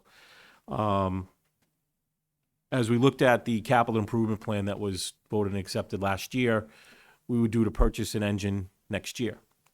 So understanding that we just purchased a ladder truck that was going to take us about 2 years to get, we thought we'd be proactive and, try to work to maybe be in line to get our truck on time. Well, in talking to the dealership, they're taking almost 3 years to build a truck. Because of the order demands that happened last year when the big price increase happened, which is why we got our ladder truck order in. They saw such a surge of orders, they just can't keep up. And now I've checked with all the other manufacturers, they are all in the same boat.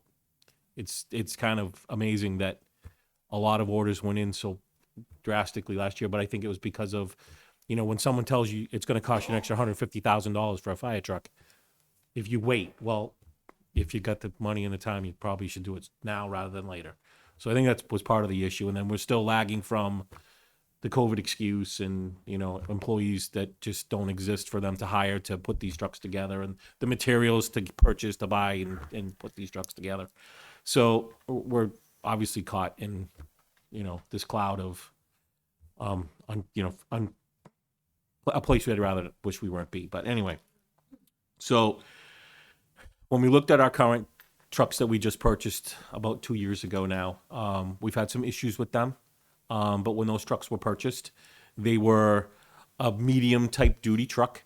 So we knew that they may not hold up to the workload that our department puts on apparatus.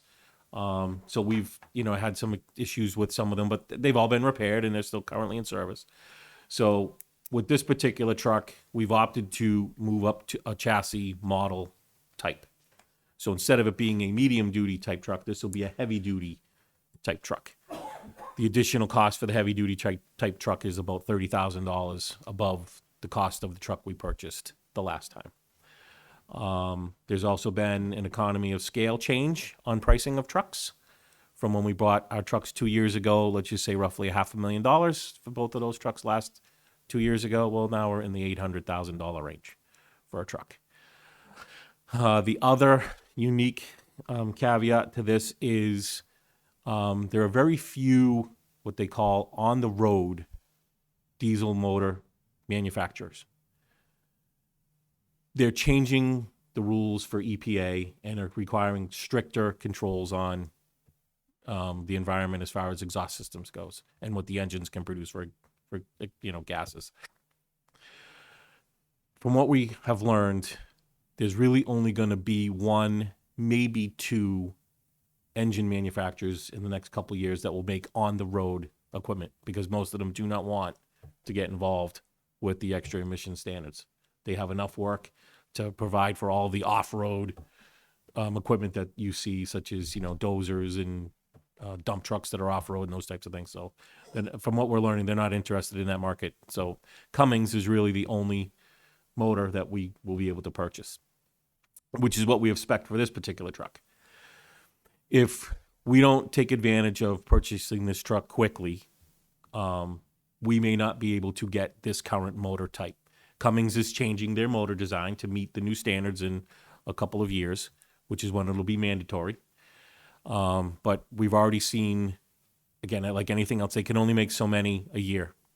From what we're being told, there's maybe a few dozen of these motors left in the marketplace for us to purchase the current motor type. If we don't purchase it now, that's going to add another $150,000 on top of the cost of the truck. Again, I'm just as disappointed and frustrated as all of you, but I have to deliver the news, and you know, I get to be the one to answer the questions as best as I can. So we do have an opportunity to purchase a truck, and even following the capital improvement plan, if we order it now, we won't see it for 2 to 3 years. We will still be behind the replacement plan that we tried to put together by about a year. It is what it is. We're trying to do our best to keep the fleet as current and new as we can. So that's the reason for the request going forward today, to try to purchase a new truck, or get our name on a truck and put ourselves in line. And you know, there's no funds that are going to be needed to expend it at this time. Our name just goes on the purchase and sale list for Pierce, which is the truck that we're going to look to purchase, and we're in line. When the So truck's we were delivered. due, in the capital reserve program, we were due in 2 years, Correct. and it might be 3 years out. Correct. All right, and no money down. Paul, we chatted about that, because we took Yes. advantage of a discount by paying up front the last time, and it's not worth it now. No, I think it's a 10% discount they gave us last time. If the same would be $80,000. If interest rates were in below 1%, I'd say it might be worth it. But right now, interest rates are around 3 to 4% for the town. So it's not worth putting that for that $80,000, keeping this $800,000 would get us more interest. That 80,000 will get us more interest than the 10% that over the next 3 years, because it's a 3-year build. So we wouldn't see that we lose that money for 3 years. So it's compounded over 3 years. So it's worthwhile not to put any money up front for this So purpose. we would just encumber. We're just going to encumber the funds and, like the chief said, excuse me, get our name on the list. This evening basically assures the company that it's already been approved. Correct, that the So funds will be so there, you that were we've, Able to. correct, we've secured the funding will be there when the truck is delivered. And the funding will be there based on our capital plan that we put together 2 years ago. The funding will be there for that truck in 3 years out. Barbara? Just a couple of questions, Chief. What's the difference between a medium wear truck and a heavy duty truck? So and I'll probably get the exact dimensions incorrect, but from what I understand, the frame rails that we put these trucks on are around 9 or 10 inches. A heavy duty truck is a 12 to 14 inch frame rail, so it can certainly take more over the road abuse. And our apparatus is on the road quite a bit because of the call volumes that we have. So it will certainly give us a better, stronger, more durable truck than the ones we have now. And that's not to say the ones we have now are poor. They're certainly a good truck. It's just that the workload that we have here in Merrimack certainly is putting those trucks to the extreme. And why is that?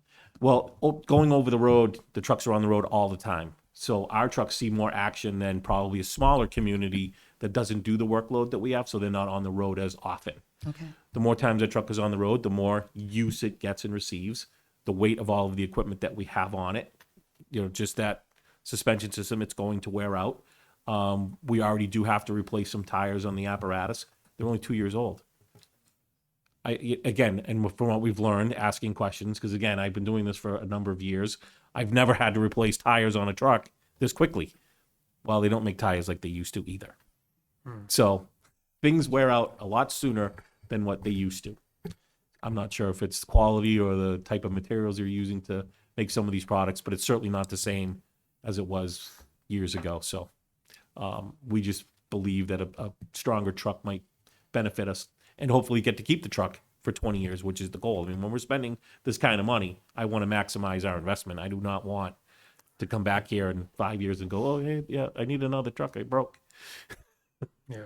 And then when you learn, well, if it was only $30,000, Chief, why didn't you tell us that? We're already spending $800,000.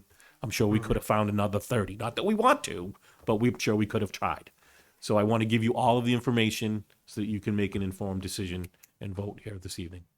Chief, in the with the heavier truck, it's a bigger tank for water. It can be, yeah. We're still going to model the truck exactly like we have now. So again, it would certainly support the weight of all of the equipment, hose, water, the extra equipment that we carry, because we do it all here at Merrimack. So the guys have to have the cold water rescue suits. We have jaws on our apparatus. So all of that adds up on weight for that cabin chassis that thing's sitting on. The other nice component with this truck is the current trucks now are all plastic on the inside. This truck will have more metal. So when our guys are getting in and out of the truck, the metal will withstand a lot more abuse than the plastic does. So it hopefully will, give us more longevity. Tom? I don't know who wants to answer this question, but on the page 1.5, it says there's 100% performance bond. Can you explain what that is?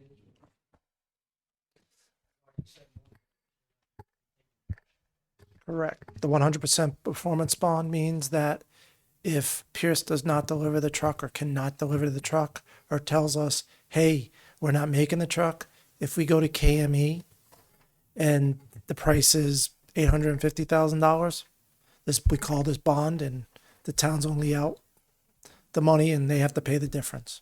So that's what a 100 performance bond would be. They bond it.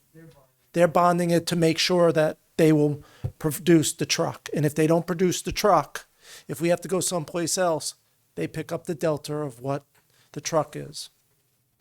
And they have to pay for it.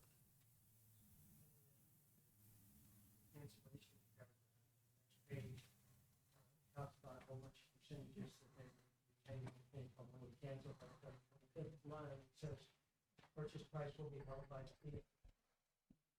Telling me the purchase price.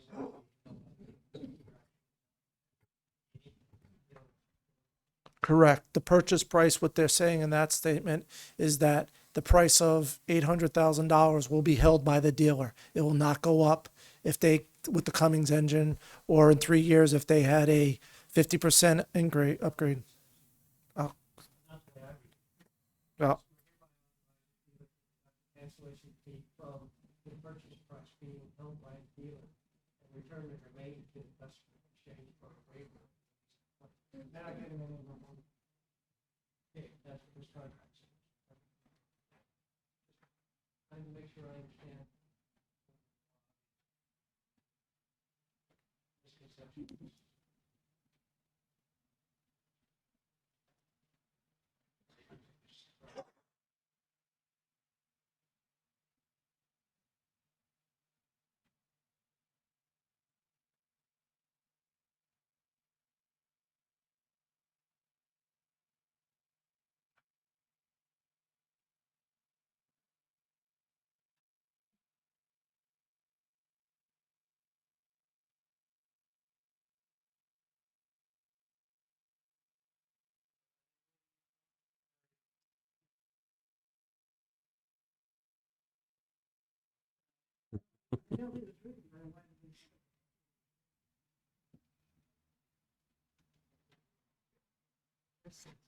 that's all over the page, so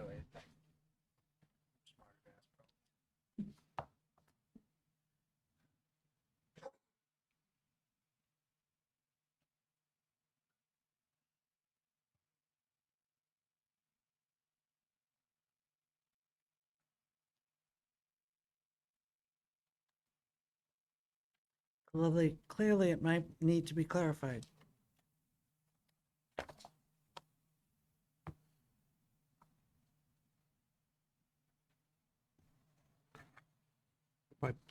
While the town manager researches that, can I ask the chief a couple of questions? Yes, please.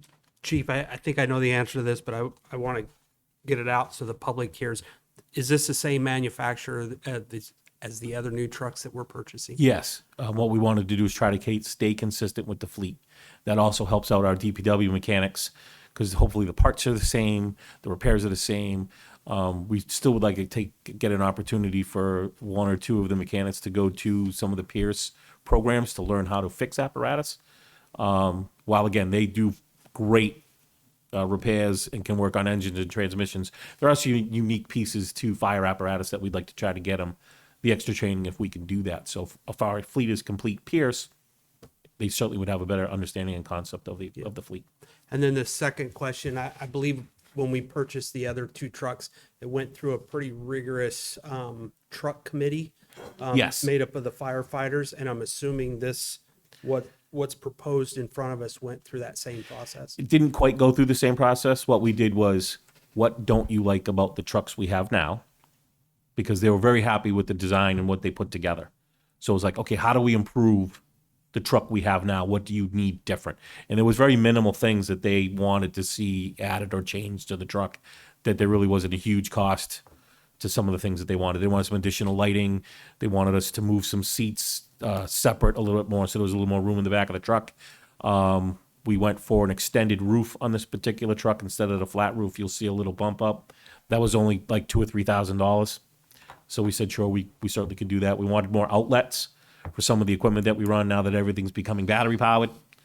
We needed more outlets on the truck to keep the batteries charged. So again, simple things like that. So those were some of the things that we put together on the truck. But so all the firefighters had a say in what those changes are. And yeah, we Chief Harris certainly asked the staff what their thoughts, ideas, suggestions were on improving the trucks that we had. Okay, And that's what we got for feedback. perfect. Thank you. Thanks, Andy. Paul, what do you have? Okay, so that does not going to apply to us.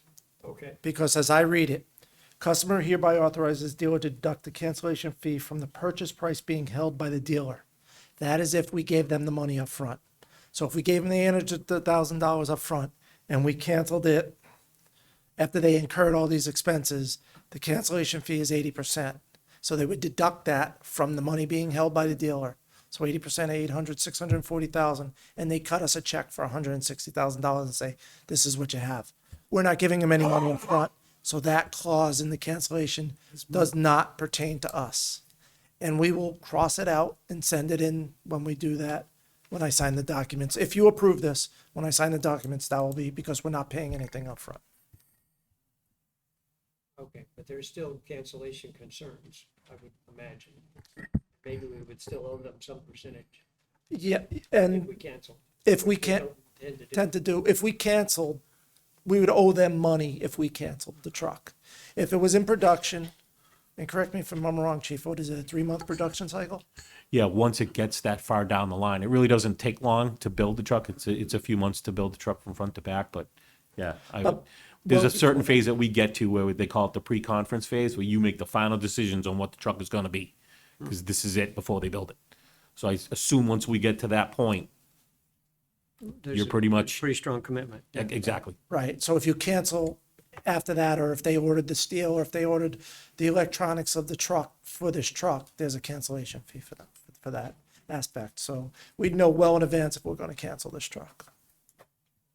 And if I may, just another clarification, we're talking about voting to withdraw this money now, and it's gonna actually get pulled from this account and put in held funds somewhere else? so It's that gonna stay in the capital reserve fund as an it's gonna sit like, it's gonna be an encumbered funds of the capital reserve fund. So it's gonna stay with the trustee of trust funds until we have to cut the check. Well, I when the understand truck staying arrives. with the trustee of the trust funds, but I don't want it to stay in the balance of the No, it's gonna get, account. it's gonna so get, that people think, oh, we have $5 million in there, it's gonna show an encumbered amount against that, whatever the balance is. It will show Versus an encumbered- available funds. Right, Thank you. versus available.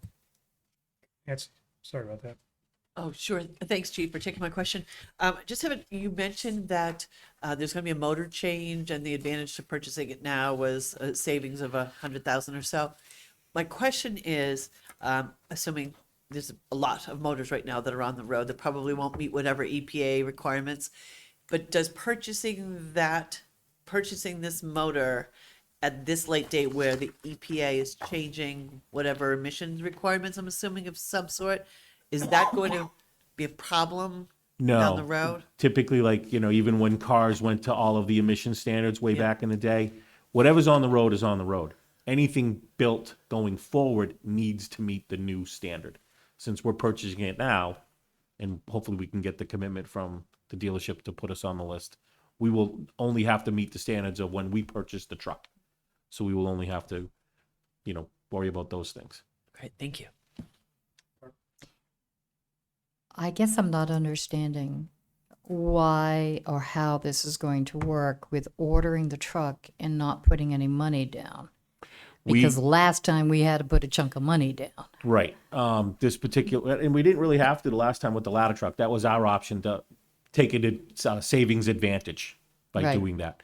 This one here and working with the town manager, he just gave you the quick financial breakdown. It did not make financial sense for the town to put the money up front. So we asked the dealership, what is the number when the truck backs into the bay that the town manager has to write the check for? What is the number? That's the number we want. And We're not paying for it today, but we're only going to pay for it when you back it in the building. But And they're they go- told us the number. But they're gonna have two legal documents. They're gonna have our signature, if approved, on the contract, and then they're gonna have a purchase order Okay. that committing the money to the purchase. And a lot of government organizations like Pierce, they understand that that is a financial contract. And if we Right. back out, then that's, I just wondered what the documentation was because we don't want to get, 18 months, 2 years down the road thinking we're getting a fire truck. And all of a sudden the company comes back and says, oh no, we sold it to, XYZ town. No, at some point we will get an order number and then we will know what our order number is within the timeline and manufacturing process. Okay. You good, Andy? Do you have anything? No further comments or questions? Pleasure of the council.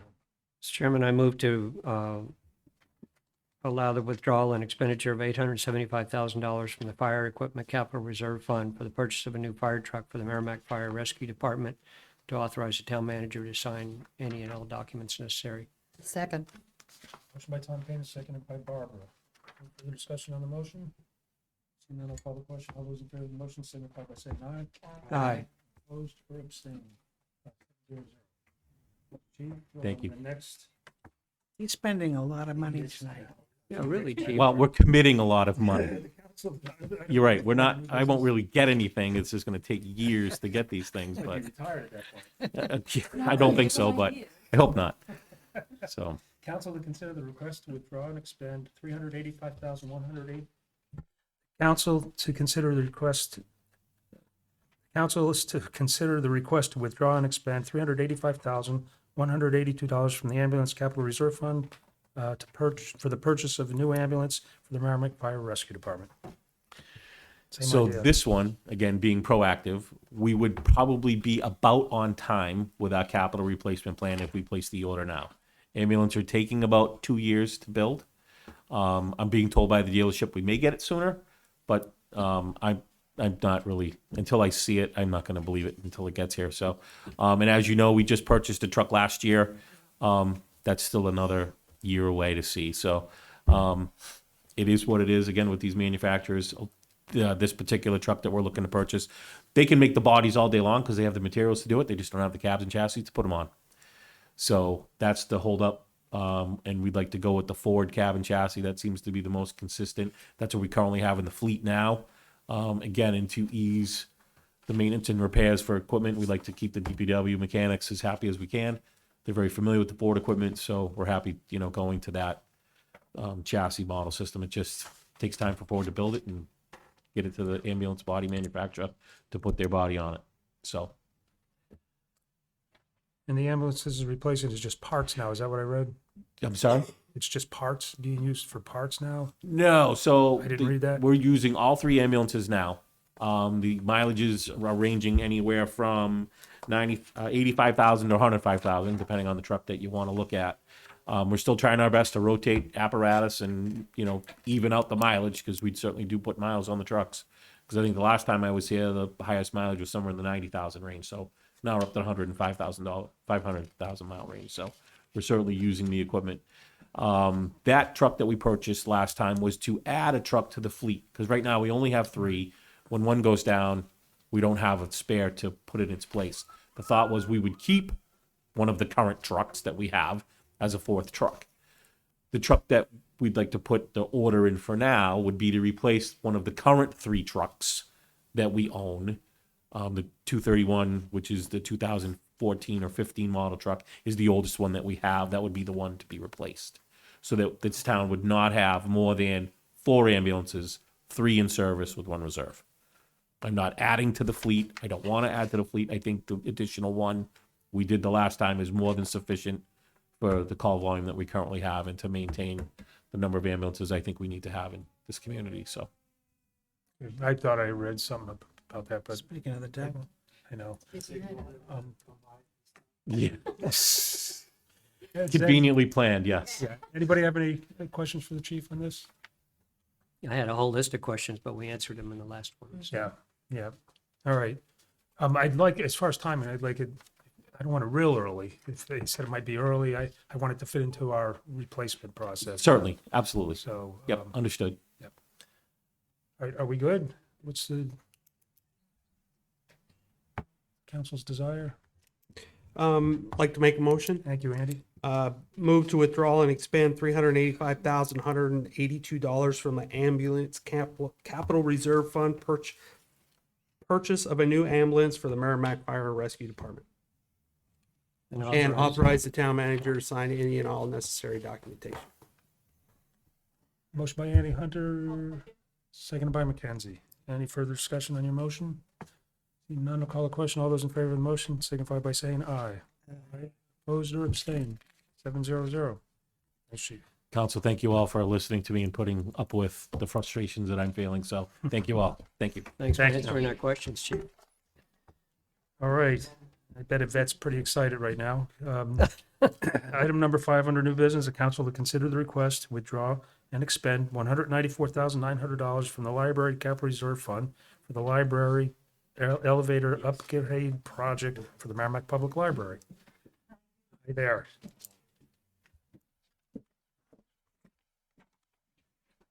Hi, I'm Deborah Cole. I'm the chair of the Library Board of Trustees, and I'm with Yvette Kauser, our library director, and we also have Janet Krupp, our treasurer, with us. So as you may know, the elevator in the library was put in 1979. Those types of elevators usually last 25 years. We've gone 43. And while it's been maintained and repaired, we were told that if it breaks, they don't make a lot of the components and parts, so we would be out of an elevator. So we wanted to be proactive, be able to plan, and take care of this in a methodical way. In December, Yvette worked with finance to do an RFP, and we got back a quote from Stanley Elevator, which is the one that we're using. They're the company that's been servicing the elevator. So that's where we're at right now. So Is it? And they're the only provider of elevators. they're the ones we got. Yes. Yeah. But I mean, they've been working with us. I believe Yvette said they were the people that put it in, and their work lasted 43 years. So we're going to keep our fingers crossed keep your that. fingers crossed. Got the money's Perfect. worth. You definitely did. Yeah. Anybody have any questions? Tom? Sorry. I looked at this quote while I was over there. I'm like, he's going to ask me a question. I hope I can answer this. Okay. So I'm wondering how much the elevator does get used. Well, a lot, because our children's room is downstairs and also Yeah. the restrooms are downstairs. So anybody who's unable to use stairs, has children with them, it's used constantly. all My day. children ran up and down those stairs all Yeah, with strollers though, and If I it's could like- just offer also, it's used to transport book carts, so that's constant. Yeah. Okay. Yep. And has it ever quote unquote broken down and been out of service for some period of time, or you've just been able to keep it maintained, or It has. I think the can you give problem. me a little bit more detail? Well, when you're looking at this, they say it could take 6 weeks to repair or to put in the new elevator. That's with us planning ahead of time, them getting the parts, them doing all of that. If it breaks now, they can't repair it. So then who knows how long it will take for them to get all the materials together, because we're projecting we wouldn't do this till September. So that gives us some time for them to prepare. So potentially if the elevator broke, we could be without an elevator for quite a long time, way longer than 6 weeks. And I think that would be really detrimental to our patrons. It's also a safety concern, and people need to be able to use the restroom and get downstairs and with a walker and crutches. There's just so many times. It did fail a couple of months ago, where we had to call in the service, and it was like I don't remember, I don't have the date in front of me when that was, but we had to call it in, and it was a holiday for them, and we were open. So And it was costly, the it was repair. very costly because we were paying holiday pay, but we had to have it back in service that day. But it was back in service in a day. It wasn't 6 weeks. Well, but they're saying that if something goes, that was something they could repair. Right. They've been telling us for a while that some of the parts just aren't available anymore because the model that they're using and all of that is so old. So But if they're maintaining it, they have some idea of what the condition of the parts are, and they're saying we're on borrowed time, and Yes, this is gonna break exactly. any day now, and you got to spend $194,000. well, they didn't put it quite like that. They did.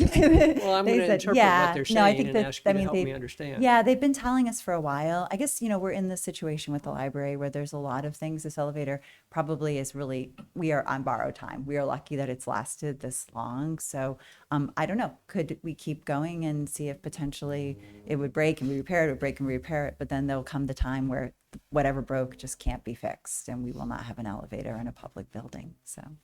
And we've reached the point in time where a replacement building is far enough out that we need to spend $200,000 to replace this one with a. Well, I guess, a new you have one, to if look you at it too, that it's a town building and we're stewards of it. So if the library isn't there, somebody's still going to use that building and they're going to need to have a functioning elevator for it to be ADA compliant. And so I think we are always looking at, yes, we'd love to think that there is a new library on the horizon, but we still have to take care of the building that we have. So we're kind of walking that balance. And We're definitely walking that Yeah. balance. We have been for a long time. Do we Yeah, put money into yeah. this or not? And yeah, now you're talking about a fairly significant amount of money. I mean, repairing the true. roof and things like that was a big deal as well, and the AC system and things like that. So We have a, it if you is an look at, older building. there's a lot of things on the agenda for the building, for sure. But, that's part of our charge as trustees, is to be stewards of this building. Yes, we'd love to think, oh, right around the corner is a new library, but we still have to take care of this facility. So, yeah. Was the elevator in the plan? I mean, were we anticipating this purchase or? So Yeah, for- that was one of the things on the CIP. It's been for a while. Yep. Okay, Yeah, we were expecting it. We weren't expecting Not necessarily this year, but, sticker shock. oh, no, it is big sticker shock. It's sticker shock because we weren't expecting, we knew we had to repair it. Actually, the library knew they had to repair it. They put it in the plan. It's just a little bit more than they were figuring on. And we did go out for RFP. We only got one bid, Right. and that was Stanley. So, do we roll the dice and do it again, or we're not probably going to get anybody else? There aren't too many elevator companies around this area for some reason. You go 5 hours south, there's a ton of them. You go to Boston, there's a ton of, there's Otis, there's Stanley, there's a bunch of them, but up here, there's only a couple. And the only one who came out and decided to give us a bid was Stanley. And we reached out to every one of them. We reached made the out to calls? and we sent out proposals to every one of them. It wasn't like, hey, come get your proposal. We sent them the proposal. And we only got one back. Tom? And the 6 weeks, I mean, are you going to be out of an elevator for 6 weeks while they're repairing it, replacing it? I don't know, Yvette, have they told you? I mean, they said it could take 6 weeks. I'm guessing it's going to be done in phases because there's different parts. They have to do electrical, they have to do, the HVAC parts. There's different things that the job is going to take 6 weeks. I don't know the answer to how that's going to impact us. I mean, if they were installing a new one, it wouldn't take 6 weeks, but obviously they've got to work around a building that's wrapped around this space, so. That's exactly right, yeah.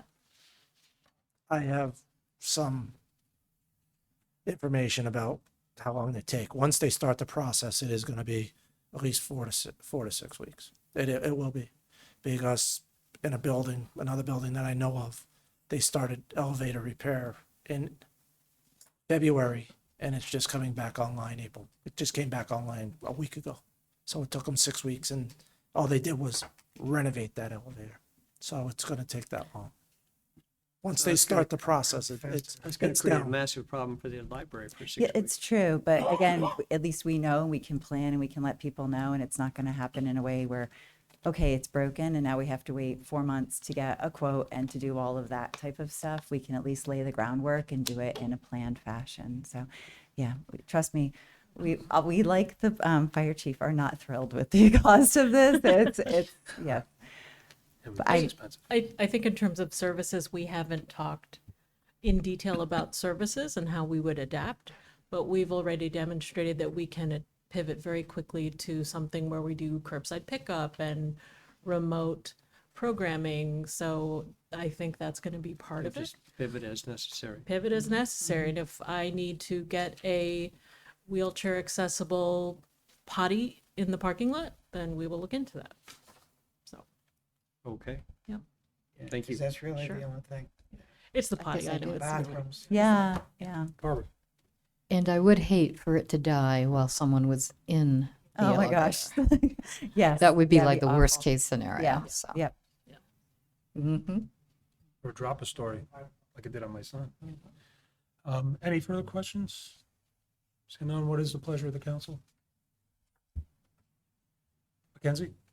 I would like to make a motion to withdraw and expend $194,900 from the library capital reserve fund for the library elevator upgrade project for the Merrimack Public Library, and authorize the town manager to sign any and all paperwork associated with that. Thank you, Mackenzie. Second? Second. Second by Andy. He's our new Bill Boyd. We're all set now. Bill Boyd made all those motions for us. Friendly. Oh, Or they yes. seconded. It's really Yvette is the one that's To sign. to sign on this case. I Because the will, library is a separate organization. so I will amend that motion. Friendly No? amendment, that's all you Oh. need to say is Yvette. Authorize Yvette. A friendly amendment to have Yvette sign any and all paperwork associated with that. Excellent. Thank you. Thanks, Paul. All right, if there's no further discussion, I'll call the question. All those in favor? Yes, Andy. Andy seconded Mackenzie's motion. All those in favor signify by saying aye. Aye. Opposed or abstained? 700. Thanks, guys. Thank Sorry for the you. late And hour. I do want to say that we're really grateful that somebody had the foresight to establish a capital reserve fund for the library to allow us to be able to do things Oh, like yeah. this in an organized way. So we're very grateful for that. I don't know if that was you, Mr. McKelly? No? Well, whoever it was, we appreciate that So very Bob? much. But your point is well taken. That's why we have capital reserve Exactly. funds. Exactly. been. So And thank you don't have very to much. bond everything. Yes, thank you. Thanks. Oh, very good. Thank you. You want to move 7 up? Yes. Yes, that would be perfect. What we'll do without objection is move item 7 under new business up. It's the council to discuss the possibility of changing the Merrimack Town election from the month of April to the month of March. And here are the chair and vice chair of the school board, Lori and Ken Martin.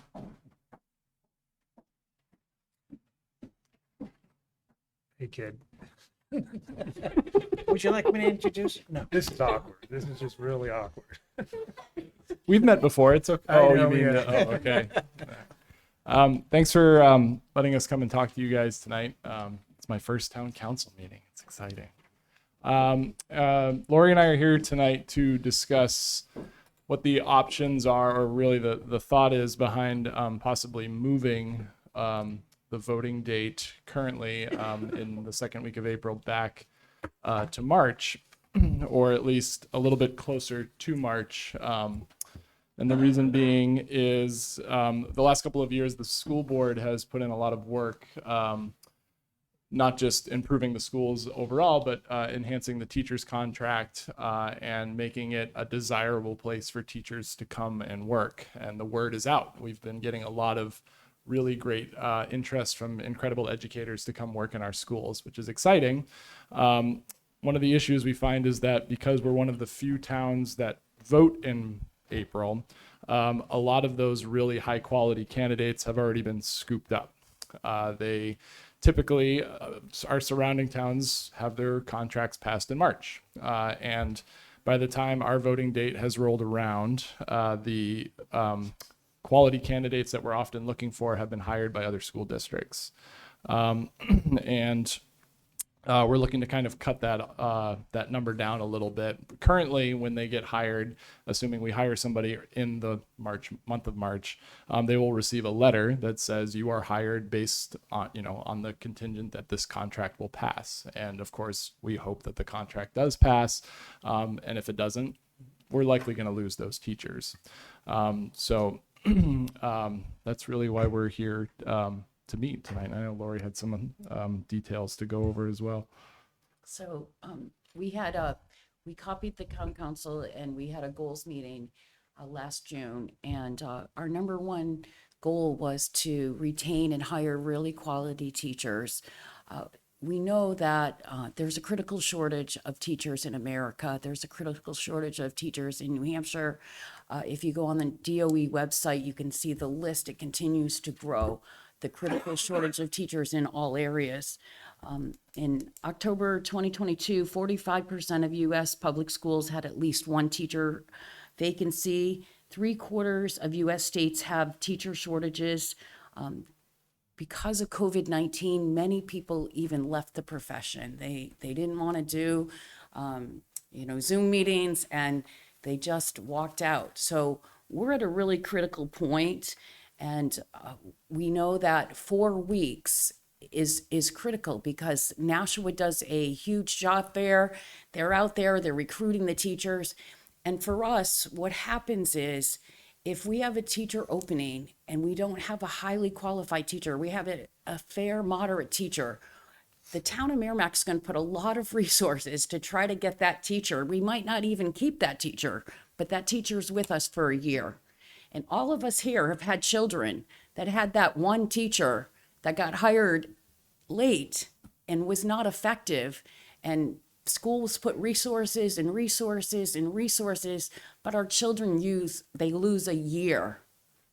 Think of a fourth grader losing a whole year of education. So when we look at this issue, my issues were always about, You know, when I was a principal, what's the best thing for kids? Not what's the best thing for adults, what's the best thing for kids? And the best thing for kids is to put the best teachers in front of them. And that's why we're here, because we know this is not going to be perfect. I mean, you're going to be putting signs up in snow. We're going to be standing outside in freezing cold. We get it. But for us, our primary goal is to get the best teachers. And 4 weeks is a lot of time. We're not at the starting line. We're not running the race if we're waiting for those 4 weeks. And we also understand too that, you know, one of the nice things about the April voting date is the budget timeline and how much time that gives us to prepare the budget. But again, going back to what Lori said, what's that doing for the 3,500 kids we're trying to teach? And are we really doing them the best possible service we can possibly be doing them by giving us that extra time? Thank you.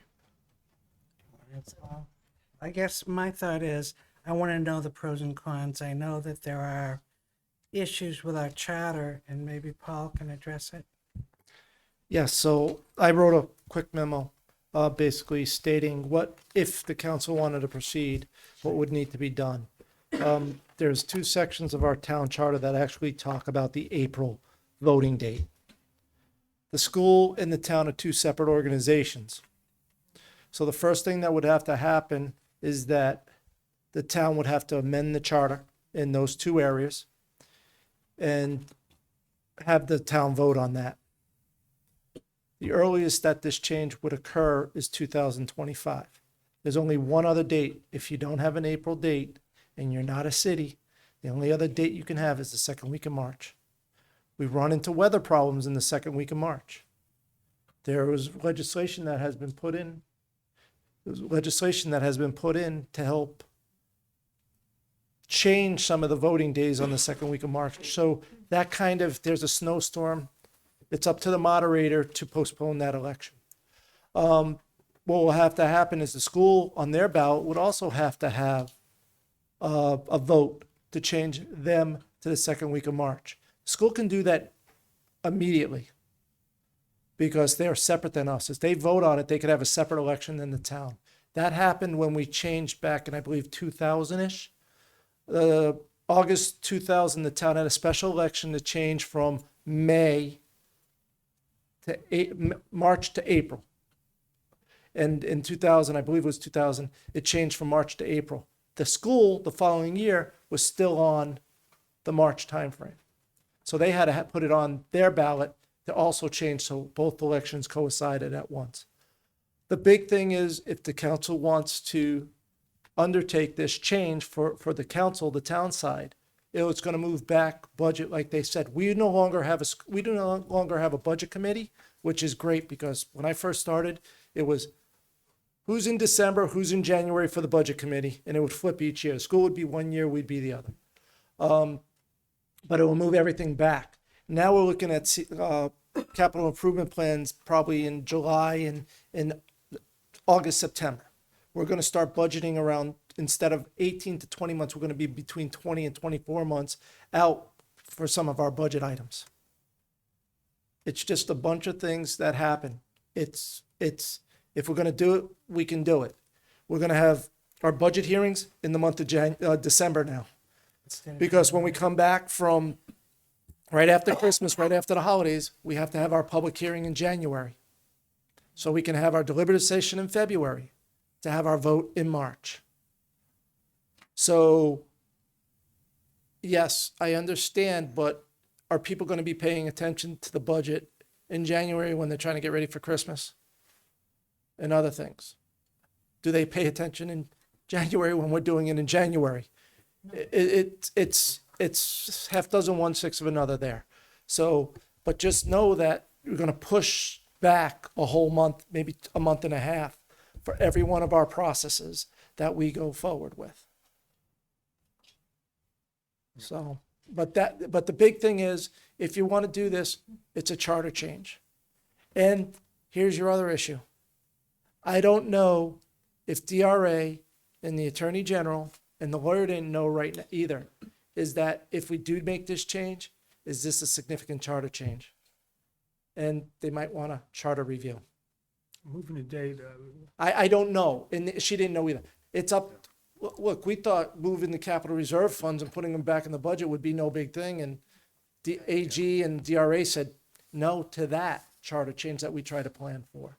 So we'd have to look into that to see if they would consider this, needing to do a whole charter review, and then that just delays this even more. So, but we'd have to do a charter change to change Minimally. those two sections minimally and have the voters vote on it. right. I had asked Lynn earlier this evening or this afternoon about moving it just 2 weeks. And she said she didn't think that, and you alluded to it, I think, that it isn't possible. It isn't possible. So it has to be the second Tuesday of March or April. And that's what our attorney, our attorney told me as well. She says the only alternate date that you have right now is the second Tuesday in March, unless you're a city. I get the dilemma, but there's three, what was the third date, Lynn? Mike? Yeah, you might have to, sorry about that.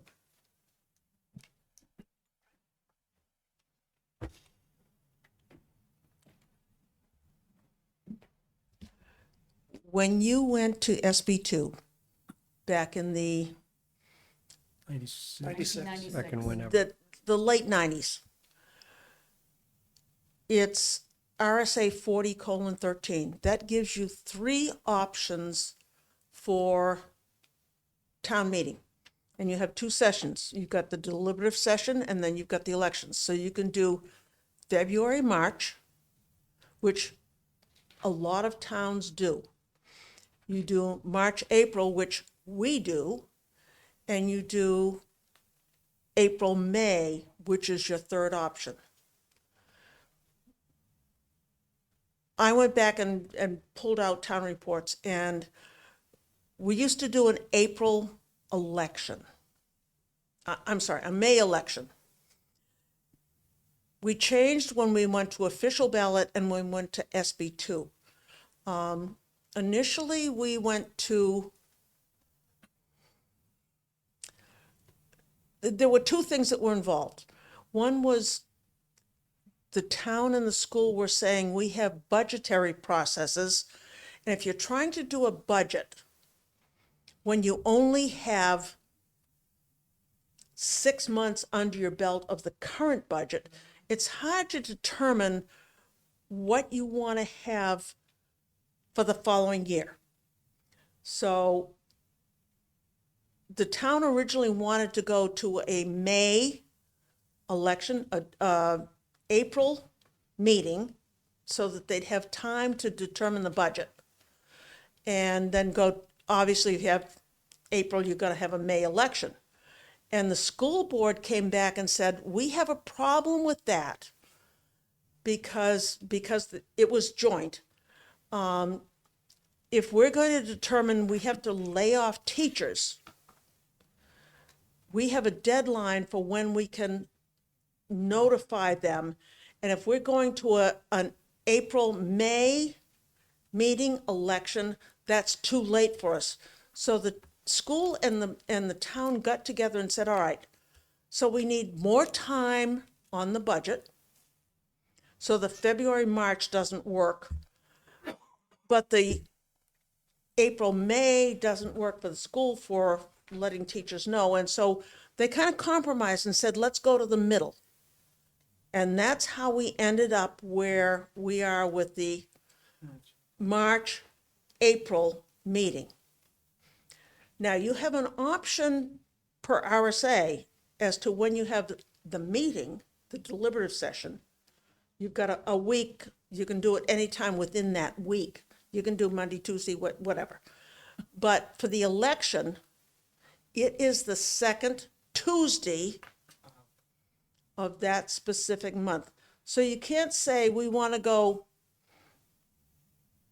the first Tuesday or the first Tuesday. We can't do that, not by RSA.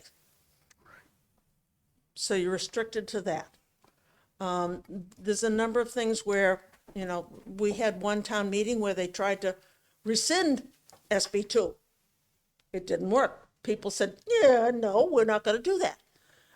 We had another meeting where they said, we only want to do the election of officers and others specified by town, by RSA that we have to vote. And they said, no, we don't want to do that. We want to have everybody in town be able to vote on the entire warrant, whether it's school or town, and they want to have the ability to do that. So the town has been, or the town voters have been very specific in what they want to do.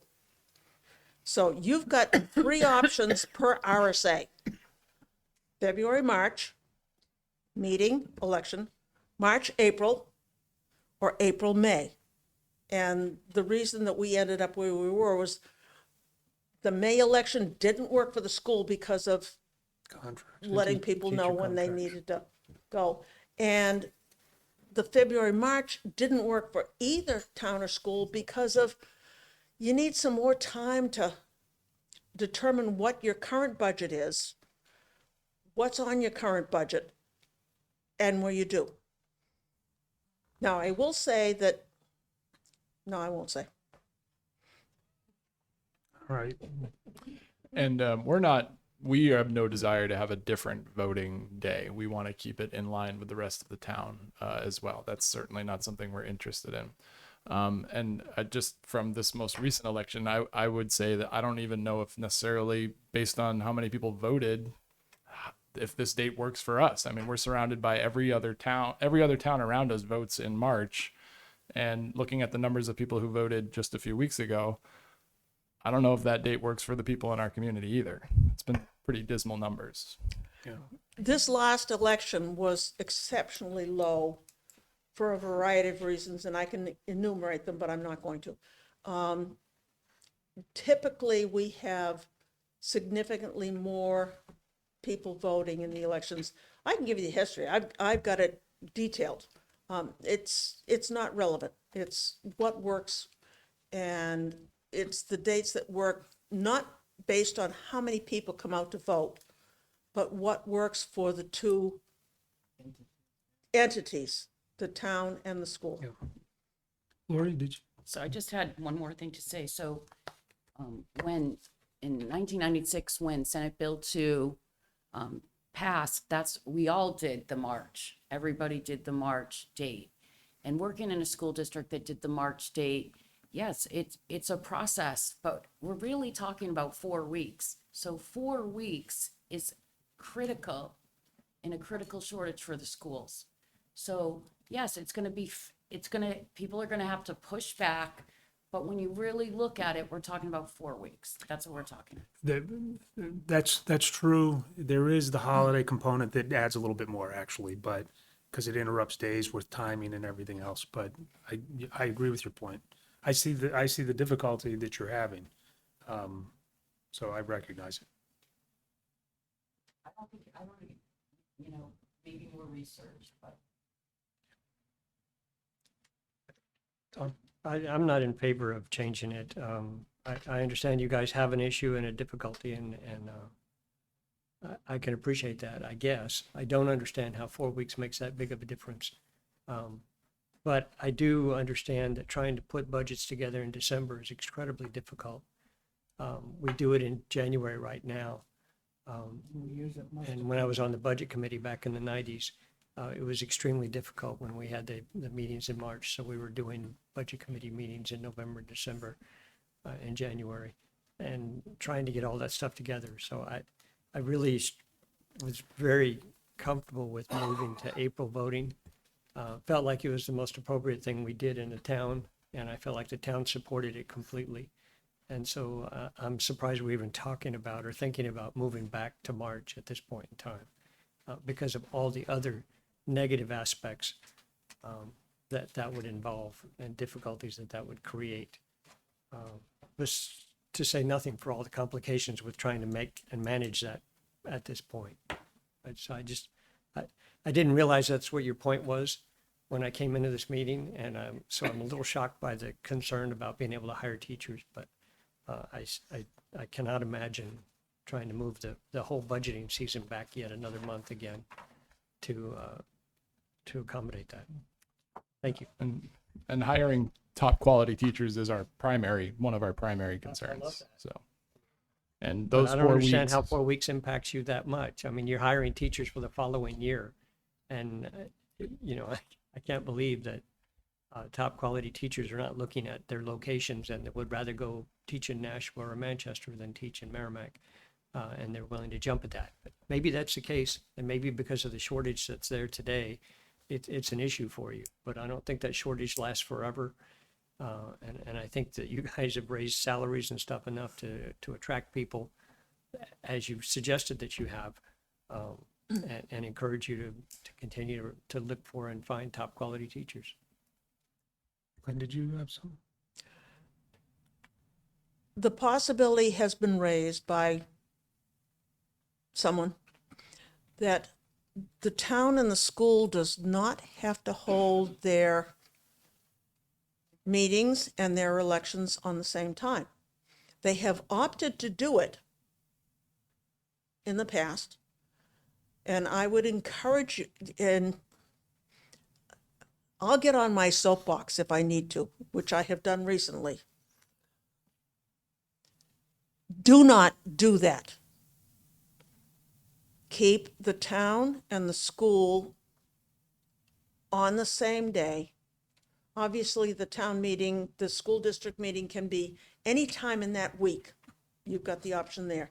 But do not, absolutely do not change the election day to a different month. If we have an election for the school district we have the school district deliberative session in February, and you opt to move it because of these issues. And we have the school district election in March, for all your reasons. And the town has their deliberative session in March and their town meeting in April. The people, the voters in this town are not going to know what to do, when to go, where to go. Don't do that. You two guys need to be talking, and you need to be in the same position. And this is where you were, I don't know, 15 years ago, whenever we started doing this, and we said, we're going to do this because the town wanted to have the May elections, the April meeting, so that they would have more time to do budgetary. And the school said, yeah, that makes sense. However, if we need to let teachers go because of what happens with the budget, now, I haven't seen a budget fail on either the town or the school district in all the time that I have been here as moderator. It just hasn't happened. So whether you want to make the assumption that it's going to pass again next year, and so therefore you can hire these teachers, that's up to you.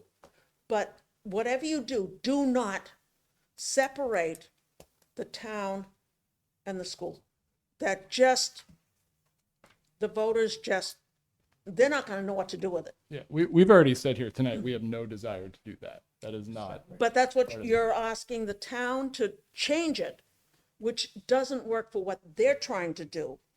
And so therefore, I'm just saying, if they decide not to do it, I'm pleading with you to say, well, the town's not going to do it, but we need to do it, so don't do it. It won't happen. Yeah. Don't do it. It won't happen. You don't have to worry about that. All right.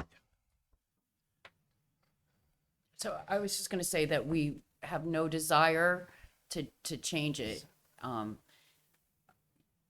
We came here because that was our goal. It was our number one goal during our goals meeting.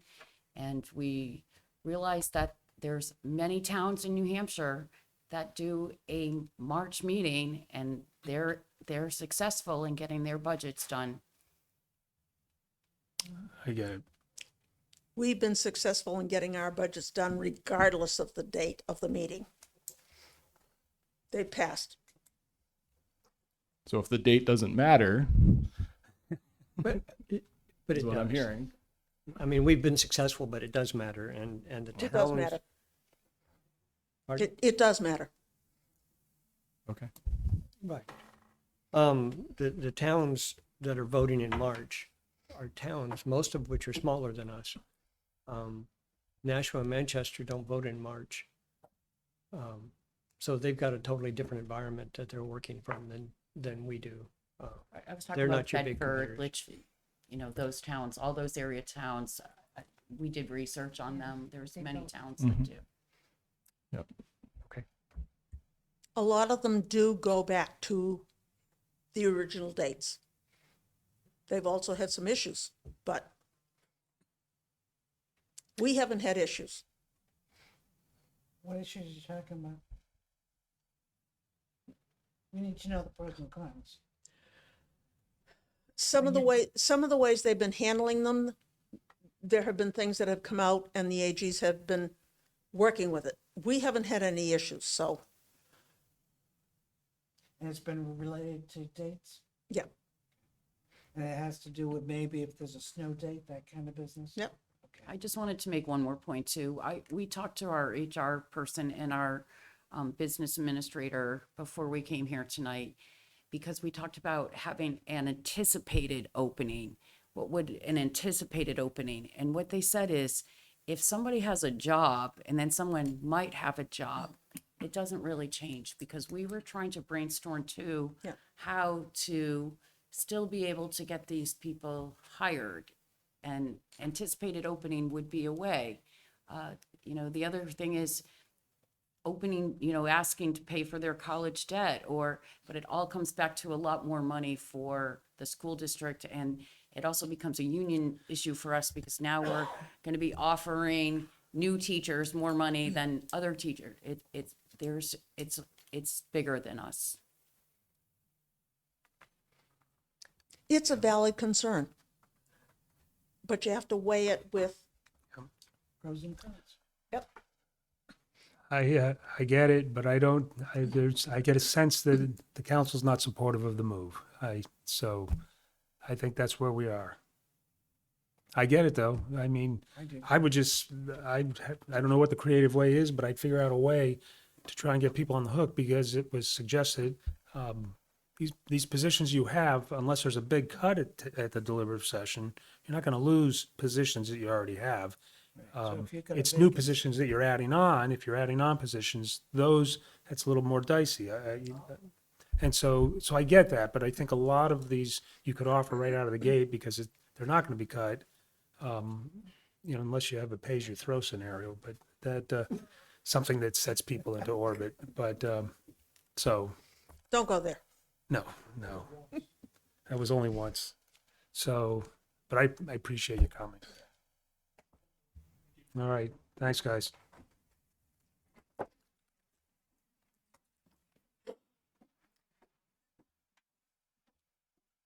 All right, back to item number 6 under new business, the council decide when and where our retreat's gonna be. What dates did you have there suggested, Paul? I think we sent out an email, and we talked about the, I'm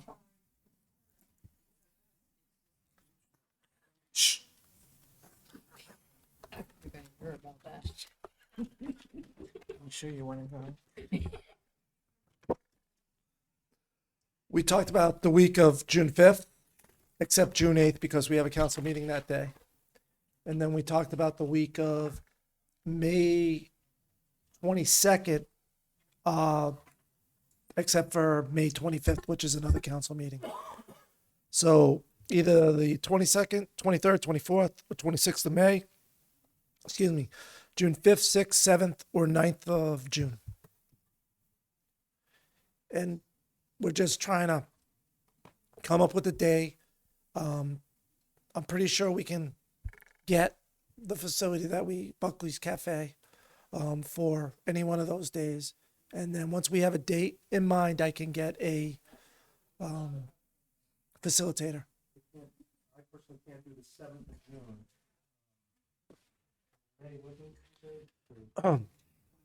22nd, 23rd, 24th, or 26th. I prefer the 9th of June. Sorry, 9th of June. Friday. We'll have a council meeting the night before, but. Yeah, but what? We have A council meeting, yeah. We'll make it a short one. I was gonna say, gotta get to bed early. The chair has control over the agenda, right? Yeah. We'll try Even to though it make looks like Paul does all the agenda approvals. Watch, all hell will break loose.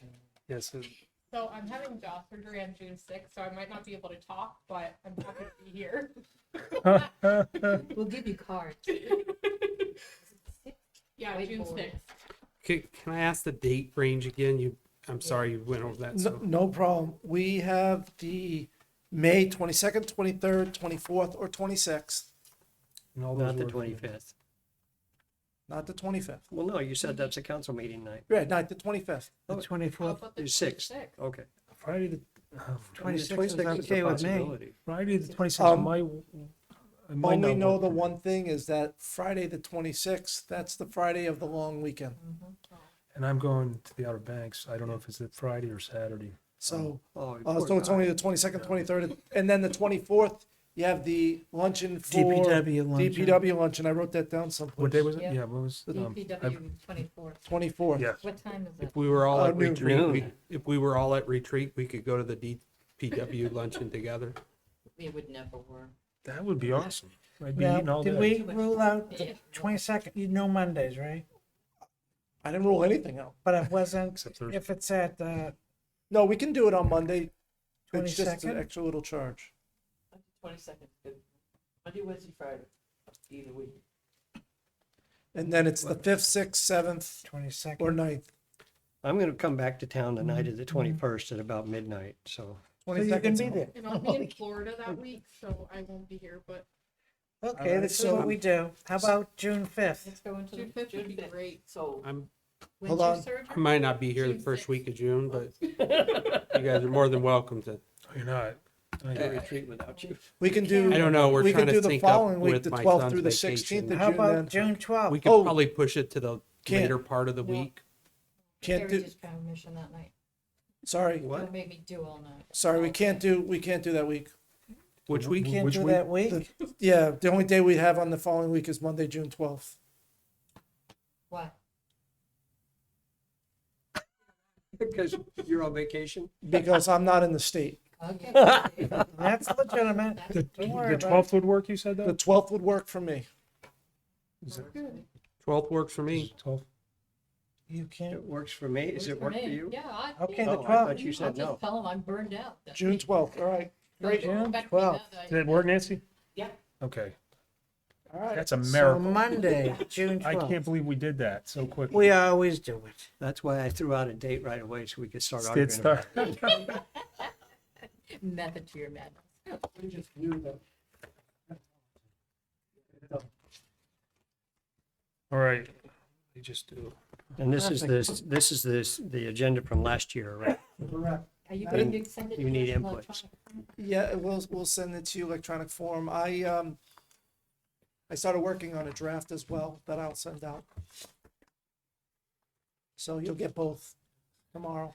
There's some of the stuff that we can cross off. Yeah. That's just, yeah. Right, so I started working what's on a that? little bit of a draft too, Yeah. for That's what I said. important items that I've heard. Yeah. Okay, that was fun.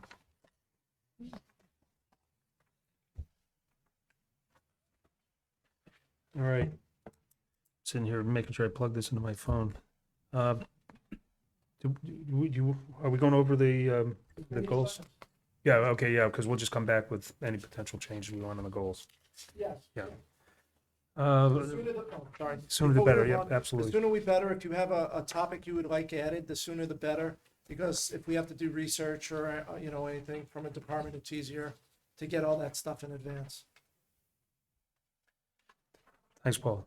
Committee assignments, we have our list. Well, we know chair and vice chair, so you can put that name in. Well, look, those have been defined. And of course, Highway Safety Committee, I have to have it, I just do. Question? Sure, yes. You know, it struck me that we have planning board as a required. Why isn't the zoning board also. It's included. quasi judicial, right? Is that why? I was trying to find it, but I couldn't find anything on Right, it. RSA. Zoning board doesn't have a council rep. No, I know. Right, I Oh, think it why? is. Why not? I think it's by statute. Zoning board doesn't even have a community development rep on it. They cannot give advice. Right. Because they're quasi judicial. Yeah, Which, I mean, that's not for topic for tonight, but it begs the discussion. I mean, do you need a professional board? I mean, if they can't give advice, they're just townspeople like us, you know, that they come into a job like that. What and- community development is there with zoning Yeah, board? they always. But they can't give advice. I've heard them say that. They have said, and maybe it's, but what Tim has always told me is they cannot give advice. They can direct as a matter of law, but they can't give advice about Like an the planning application. board. Like the planning board. That's why you do not get the memo in the zoning board from the chair, Tim Thompson, the department head on the zoning board. But if you ever look, there's always a recommendation by staff on the planning board. Now, that would be a great homework assignment that if you wanted to give to the town manager, who I'll delegate to find out if a representative can be on the zoning board or not, and why. Times that needs it. I think that's a good idea. Yeah, look at you, yeah. That's a good assignment for the town manager. Do you need a motion? Volunteer. You volunteered. Yes, I volunteered myself, did. but I'll make sure that, I'll delegate that one. All right. So, shall we just go down the list? Sure, now just remember Lon had the Adult Community Center and Parks and Rec, right? Yes. I'm happy to take that over if no one wants it. Both, the Which? adult community center? Yeah, I'll do both. Well, The adult community center? Hold on. Yeah, whatever. Hold on, let's, go ahead. one of the things I've learned in the past 2 years being on the planning board is everything that's going on in the town that you may not hear about. It's a really good educational opportunity. It's not that I don't love it. I do have a lot of fun on it because half of them are Rotarians. But if anybody else would like to have that opportunity, I just didn't want to hog it, seeing how I thought it was very worthwhile to do it. Why are you laughing? You sat on it for a long I sat on time. it for a very long time, Yeah. yes. But just And in you case. indicated an interest. Yeah, so and I that was was willing to it. give up, And I especially figured while I was chair. I didn't want to, Oh, yeah. you know, hog it. So I figured I'd at least put it out there. If anybody did want it, you know, I would be willing to give it up. It's a lift. All right, the adult community center. Well, Yeah, we'll get down to that.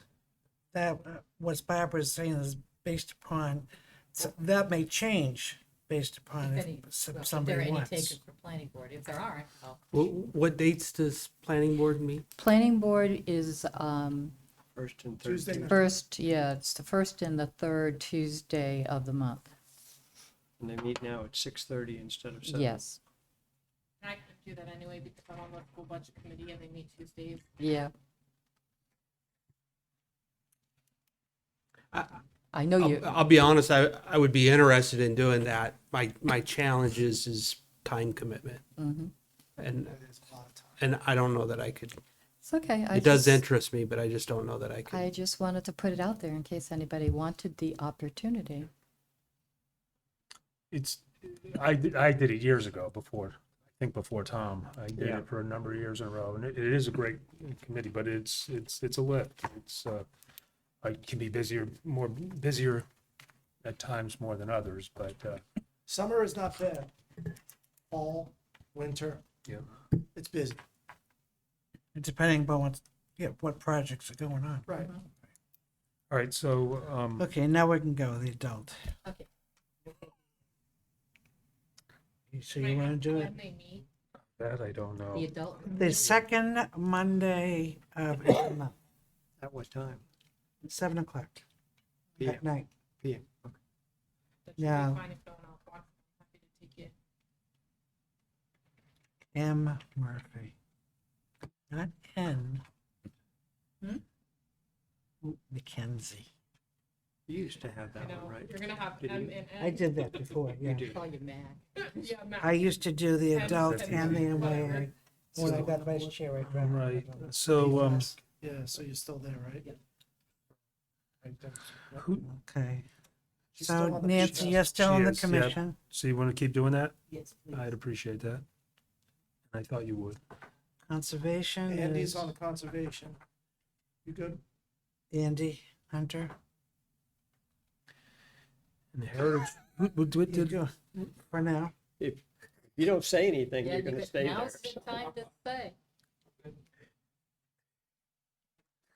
who's doing Heritage, Heritage? Heritage was I have Barbara. Heritage. You are, okay.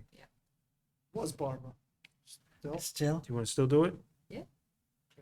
Okay, highway is Rathaus MYA. I want that one. You want that one? I'm waiting for It's someday the for somebody to meeting. jump in, and I would have to by rights let it go. No, I'm just kidding. I'll do the MYA still. National, regional. I had that one, I think, although I never made it to a meeting. Yeah, they meet quarterly, I believe. Yeah. Yeah, 4 times a year. And Tim Tenave is the chair, I believe, Right. Is The he? chair of what? And of the planning. It's funny, Not an me. RPC. Is he? Yeah. because Not of the, he's of the committee. He's of the committee. They have a committee that They have runs an the meeting. executive committee as Yeah, well. he's part of that. Executive He's the committee. chair. Oh, Okay. The old community development director, Jay Jay McCarra. Kara, is in charge of the That's national right, planning too. meeting. he's the administrator. yeah. He's the So you can administrator. put my name down there. Okay. The 1 year I did it years ago, I was always notified of meetings. They never, I didn't get emails from them. And so I made 1 out of the 4 meetings that year I was. Well, it was awesome when they were in Merrimack, but they moved back to Nashville Yeah. over by the public library. Okay, yeah. Is that where they are? New Hampshire Transit we left, right? The Transit Authority? The Rail Transit Authority? That was the rail project. That was you? Gone. Yeah. That's Andy? It's a light lift, especially since the council keeps trying to kill it. So we just. You skipped never it. met? Should we get rid of it or do you want to stay No, on? I would stay with it. And I would at least get somebody in case they In case they send out some decide information. to get all federal funding to fix the rails over there. And Parks and Rec, that would be I'll do that. Mackenzie. You can commit to that much to, Wednesdays, think it's- once a month. yeah, I think it is once a monthly. month. Wednesdays, they had a were meeting supposed to meet last night. Yesterday. Right, because Lori was gonna be their rep because I don't know who the board member is, that's the regular, she's I guess the alternate. They didn't have a quorum, so they They didn't meet. couldn't meet. Good thing, because we were in the room. Oh, yeah, that's a good point. Good And point. who's gonna be the alternate for planning board? Oh, we're skipping I have over who been. I the could actual sorry. member is. be. Huh? Oh, we're assuming Barbara's doing it? Huh? Is that what you Well, did? yeah, basically she just said. Oh, good. Was the alternate, John? I am the alternate, or I have been, Still? and would still be unless Okay. somebody's dying to be an alternate. It's a crowd just. In the town center, And you I've did been, that too. I'm doing that. I'll stay with it unless somebody wants it, but That's a re- I've got a very light lift anyhow. So that's That's a Once a noon time month. on Friday meeting. yeah, noontime. In the middle of my babysitting day. Poor thing. Scoot out. Highway is Finley, but Highway safety, yeah. you can take it from him if you want. I appreciate that. All right, So we'll have this typed up. and you're gonna for notify the next different, meeting, and then, next meeting in May, first meeting in May, you'll actually vote on it. and you're Might gonna, I request that during the May 11th meeting, we have picture retaken? We have to. We have to. Well, we've not done it in the past sometimes. But if we set the date for May 11th, it's for a group photo, and you need to have a picture taken too, so you can be on the webpage, I love it. just to let you know. So everyone can come in their finery on May 11th, and you oh, can for the let, regular meeting. for a regular meeting, we'll just come a couple, and you can notify Nicholas? Nicholas, Justin will be here to take your or picture. Justin. Justin. If Colin. we do not have it non-public before that, if we. And we I can ask change everybody- it, but just, If we do not have it non-public, if everybody can get here at least 10 minutes early, so. Yeah. Justin can work his magic with the camera. I mean, if need be, it could be the next one. Doesn't have to be the 11th. Get it retaken sooner than later. Yeah, that's what the one we got there is. We from the actually year have to before. put it up on the I know. website anyways, and we have to, your picture, I believe, is in the vestibule of Town Hall Ooh, as well. I never knew that. Smile. Is it the most wanted chart? When you Yeah, walk, when you next walk to the in. most wanted. It has a little target, so you know they give you darts. Yeah, these are the guys. So we go count the holes to see who's Yes, throwing the- darts at who. Yeah, all right. Yeah, who's got the most dart holes? Because we're 1 minute before 10, we don't have to make that motion to extend our That's meeting. So right. let's get to our minutes of March 23rd. Well, Lon's not here anymore. so- I know. I know, but in honor of Lon, we would have to do that. Oh, 9:58. I know, we're coming close. It's 6:58 on this right now. Nancy changed it. I tried to do it, and went the opposite you direction. tried to mess with it? Yeah, oh, I Made it will, worse. Does anybody have anything on the minutes? Move to approve minutes of March 23rd, 2023 as presented. Second. Motion by Andy, seconded by Barbara. And I just want to note that I did watch this meeting, even though I was not here. And it was a very short meeting, and I went, "Did you plan it this way?" Yes. Yes. Only an hour and 6 minutes. Yeah, it was like exactly 8 o'clock. I was like, "What?" Yeah, I got home before they ate. That was quick. All right, no changes, no modifications. Call the question on the March 23rd minutes. I'm going to abstain. Yes, you will. I You will. could, unless you read the So minutes. will I. All those in favor, say aye. But Andy has. Aye. Opposed? Oh, no, he's Yeah, you voting voted. in the affirmative. All those in the Did negative? somebody second that? Yeah. Yes. Oh, okay. Just checking. All right, let's start this. All those in favor signify by saying aye. Aye. Opposed? Abstain. It's 5-0-2 with Nancy and Mackenzie abstaining. That's a lot of math. And questions from the press? I don't have my list. Any comments from the press, comments from the public, or comments from the council? Oh, welcome I just aboard, want to Mackenzie. again welcome aboard, And- Mackenzie. congratulations, Congratulations. I just, that's an error. Oh, on the minutes? Yeah. All right. Too late. No, I'm only kidding. Page 47, the March 23rd.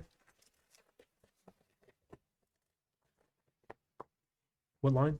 Down the bottom, legislative updates, line 39. Say the 23rd. Yes, March 23rd. It should be $500,000, not 5,000. So, yeah, line 39 Okay. on the March So- 23rd note, page 4. That's a How- trivial difference. Yeah, how do we handle that? Picky, picky. We'll just fix it. I don't think anybody's going to argue. Add a few zeros and a K. Just read the changes to the minutes as presented by Yep. Nancy Murphy. But it's going to change the vote. Right. Right, it's not. Just read as presented by Nancy Murphy. So moved. Second. All in favor, say aye. Aye. Opposed or abstain?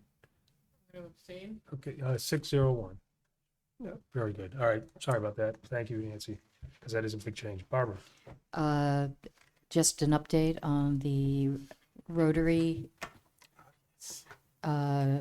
dinner tonight and the awards. It went very well. Big crowd, actually. It was very nice to see.